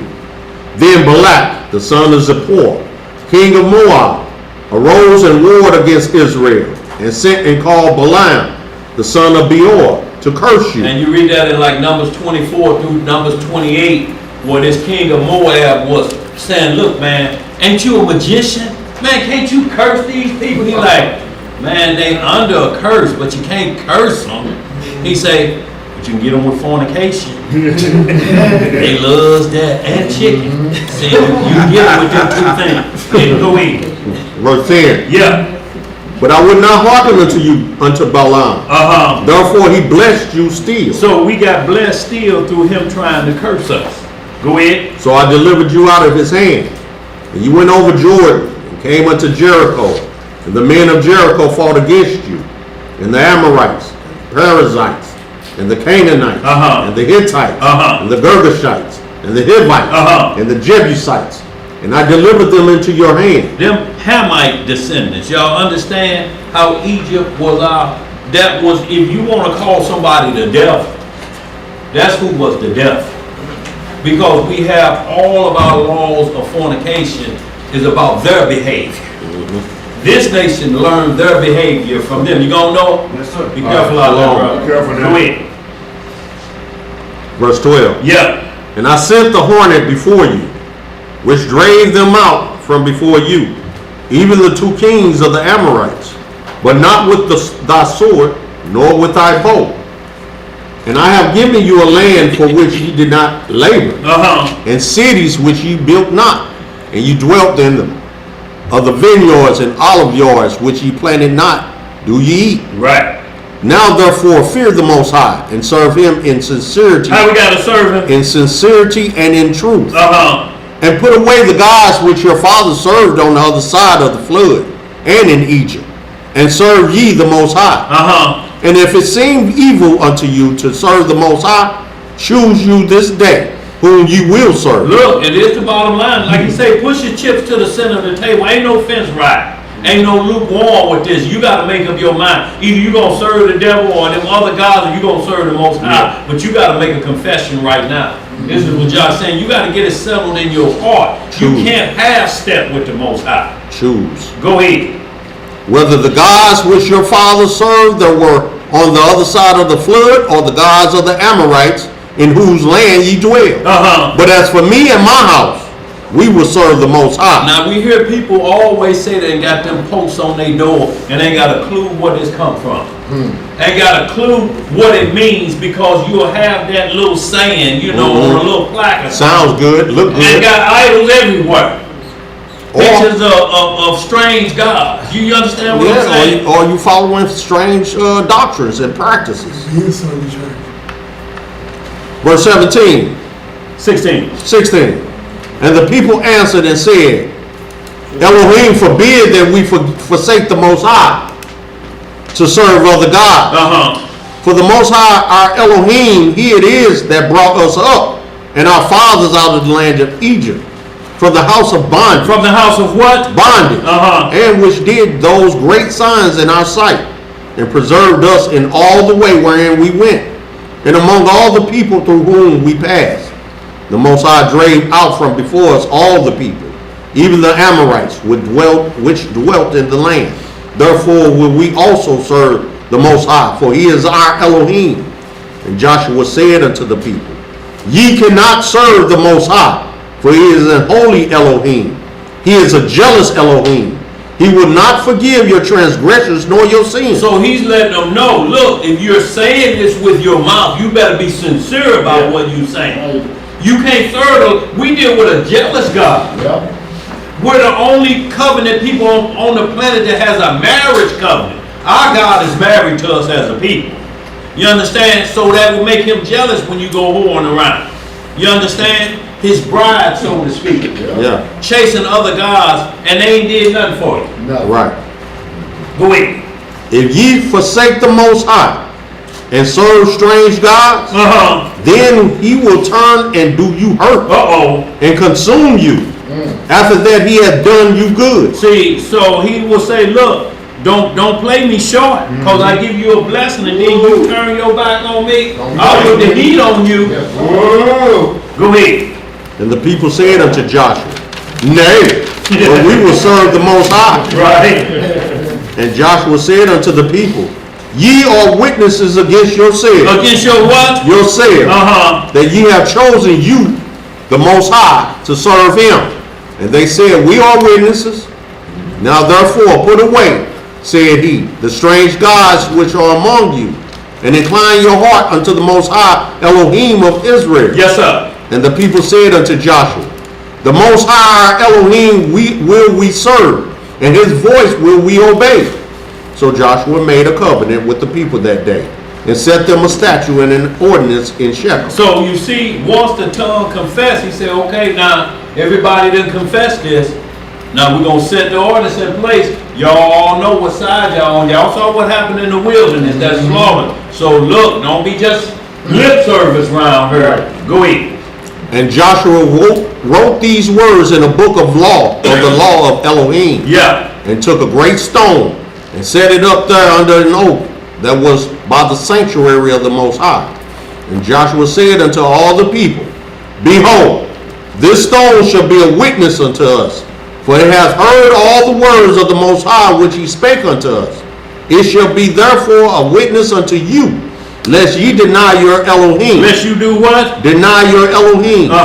So Joshua let the people depart, every man unto his inheritance. And he never said worship that rock. He said this is just the sign. A witness. Or witness against you, just like in the Mount of Transfiguration in Matthew 17 chapter, when they said, let us make 3 pillars here. One for you, one for Elijah, and one for Moses. Most High said, no, just listen to the Messiah. You know, but that was a common thing, to make a pillar or mark a specific location with a stone. And the heathens do it today with stone ends, with certain other things where they put stones in place. They're marking when they dealt with their God. Right. And if we go worship them stones, then we're worshiping their God. Right. He ain't tell us to set up no stones. Go ahead, bro. Finish this out. Shalom. Be careful out there. Where am I at? 29. Okay. And it came to pass after these things that Joshua the son of Nun, the servant of the Most High, died, being 110 years old. And this is what we're talking about, y'all, since a young man. So 20 minus 110 is what? 90? So for 90 years strong, this man served the Most High. And we already talking noise and ain't even got to 40 years old yet. Right. I'm talking about 90 years old in the walk. Right. Right. And he probably was that before that, the 20 years before that. Right. But we know a solid 90 years he never turned one way. Straight with the Most High. For 90 years, you talking about encouraging and doing until the end. Ooh. Go ahead, bro. And they buried him in the border of his inheritance in Timnah, Sarah, which is in Mount Ephraim, on the north side of the hill of Gaash. See, and that was his inheritance, you know, so that's what we're talking about. That's the other witness. Go ahead. Yeah. And Israel served the Most High all the days of Joshua, and all the days of the elders that overlived Joshua, and which had known all the works of the Most High, and he had done for Israel. And the bones of Joseph, which the children of Israel brought up out of Egypt, buried they in Shechem, in a parcel of ground which Jacob bought of the sons of Hamor, the father of Shechem, for 100 pieces of silver, and it became the inheritance of the children of Joseph. And Eleazar, the son of Aaron, died, and they buried him in a hill that pertained to Phinehas his son, which was given him in Mount Ephraim. So we see, once again, you know, the inheritance part, you know, and the land, you know, is given to part of, because Joshua had rule over the Levites, so to speak. Joshua was giving all them orders to the Levites. And you know, you would think that would be out of line because he's not a Levite. You know, but the Most High choose who he want to choose to be his leader. And like Elisha said, he wore the cloak of Melchizedek, which trumps Aaron's priesthood. Right. Even though it's amongst Aaron, it's still the leader because they have to get you prepared for Melchizedek priesthood that's coming. They can't keep you stuck in Aaron because Aaron will whoop the flesh. And once the flesh get a whooping, it may want to go do again because it's not whooping the soul. Right. Melchizedek whoops the soul because it's up here. Notice what Joshua was doing. He wasn't saying make you fringes or anything like that to get your mind right. He like, look, your tongue gonna be the witness against you. Now if you want to wear that tongue on the border and make a ribbon of blue out of it, you go right ahead, but that's what's gonna judge you is what comes out of your mouth. But also you will see also the consistency with Joshua and like with Moses. In this marriage covenant, there was a contract written. Yeah. There was a contract, there was a marriage certificate written and signed by everybody. Yeah. And posted. Because he put a stone on top, he said, this is going to bear witness. Yeah. Your name on it. We're going to have, this going to be set in this place for a testimony forever. This rock heard the words. Yeah. And it's going to bear witness. And that's what you're reading the Messiah saying, rocks will cry out against you. Yeah. You said it. You be like, where that come from? Like the dumb ass. Yeah, it's fake. You like, you hear that man, that wall talking? Yeah. Boy, anybody got any questions? You a hot person for real. Yeah, right. Anybody got any questions or concerns before we close out? Okay. Got one concern. Okay. You know, I want to bless Jacob. Hats off to Jacob because he handled Tamu real well. Yeah. So patience, boy, at a whole nother level. Now we didn't change Wednesday from testimony, New Music Monday to Wednesday. Yeah. Just messing around with testimony. You also want to pray for Tamu as well. Absolutely. And y'all, this is work about just sister, you know, kind of about Eclipse when you know, kind of on the tandem, but Jake was very patient with her, and everybody in the audience showed patience with the sister. Y'all, that's what we have to do. Yeah. Patience is a virtue. It ain't gonna harm you. It ain't gonna hurt you. All it let you know is how to deal with your people because that's who you mostly run out of patience with. And we just read about 40 years. I appreciate it because I had no idea. Well, look, and we're talking about it. I thought they was talked at like some other people. We out of control amongst one another, and y'all, and that's why you can't even focus on worrying about them nations like that. That's usually white folks' business. What we got to do is the enemies is the foes of our own household. Matthew 10 and Micah 7:7. tells you that's who you got to deal with first. You get past your household, the world is easy. Right. Yeah. It's your household that tell you crazy. You ain't no Israelite. You in a cult. The Most High calls us stiff-necked. Yeah. Yeah. Stiff-necked. Children That will will not not hear. hear the truth. Right. But he said another nation will hear it and find joy and come unto the fold. Yeah. He said, but Israel won't do it. We'll just, We will go to war with you again. Yes. I don't know if they were telling the truth now, but it's all over YouTube talking about, and anybody that's not stupid know they're the real Israelites. All they have been through. I was like, you hear that white woman? She said, and the rest of them, they're trying to get them rockets and get through the firmament. They're not gonna be able to do it. They can't leave here, they got to get what they got coming to them. Well, look, if you've been controlling it like it was, you want like escape clause too. But it's a remnant of them that understand the process. Just like the remnant of us understand why we here. And why we have to pray for the iniquity of our ancestors. We ain't praying for them per se, we're praying for that he have mercy for the crimes they committed. So that if our parents who passed on or something, we ask for mercy for them on their soul, because you want to see them again, don't you? You know, the people you argue in your house, do you want to hear, you know, okay, we just got words, you hated them so much, so they'll be going to the lake of fire. Right. And then at the funeral, you be hollering louder than anybody. You know what I'm saying, bro? And then so, people in the back talking about that fake ass. Yeah. Yeah, just the other day cussed his mama out. What's up, LC? Right before I got off the bus, before I came to read, Susan was saying, I don't care what you say, I ain't finna read that Bible, that ain't talking about me. I said, baby, just read this, all the prophecies fit up. Right. He's like, I ain't reading it, I don't care what you say, I ain't reading it. Because so many of us think it's the white man's book. Yeah. But if it's the white man's book, he wouldn't write what's in it. Right. You would have found out, ain't no way you find out you Israel, you'd have found out he was. See, right. This is what I'm saying, that's what it don't make no sense. You don't like it when it says certain things about obedience, like Romans 13. Oh, now it's the white man's book.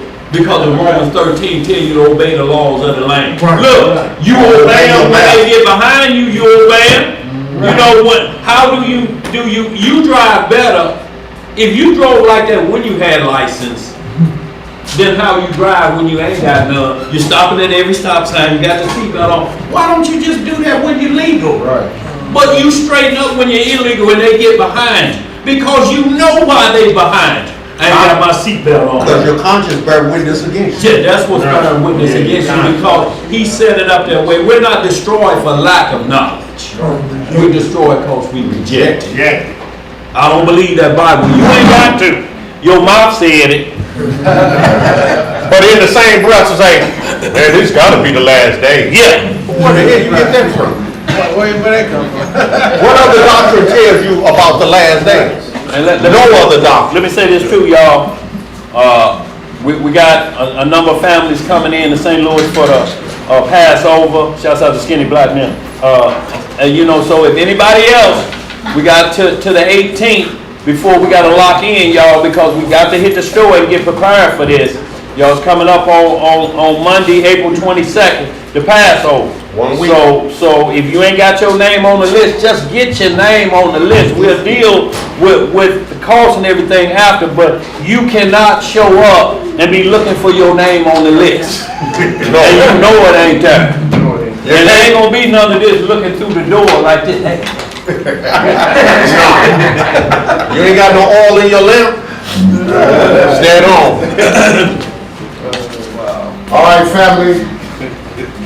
We're going to get this closing prayer. And it is with the Most High's permission.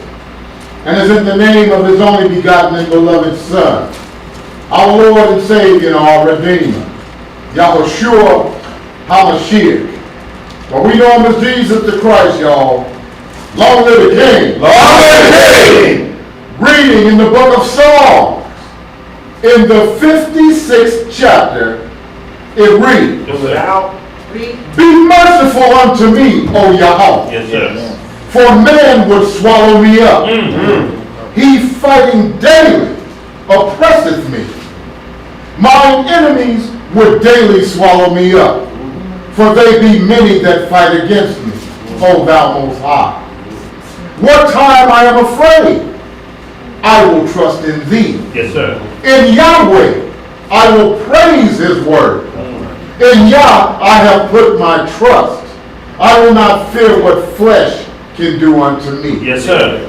Every day they wrest my word. All their thoughts are against me for evil.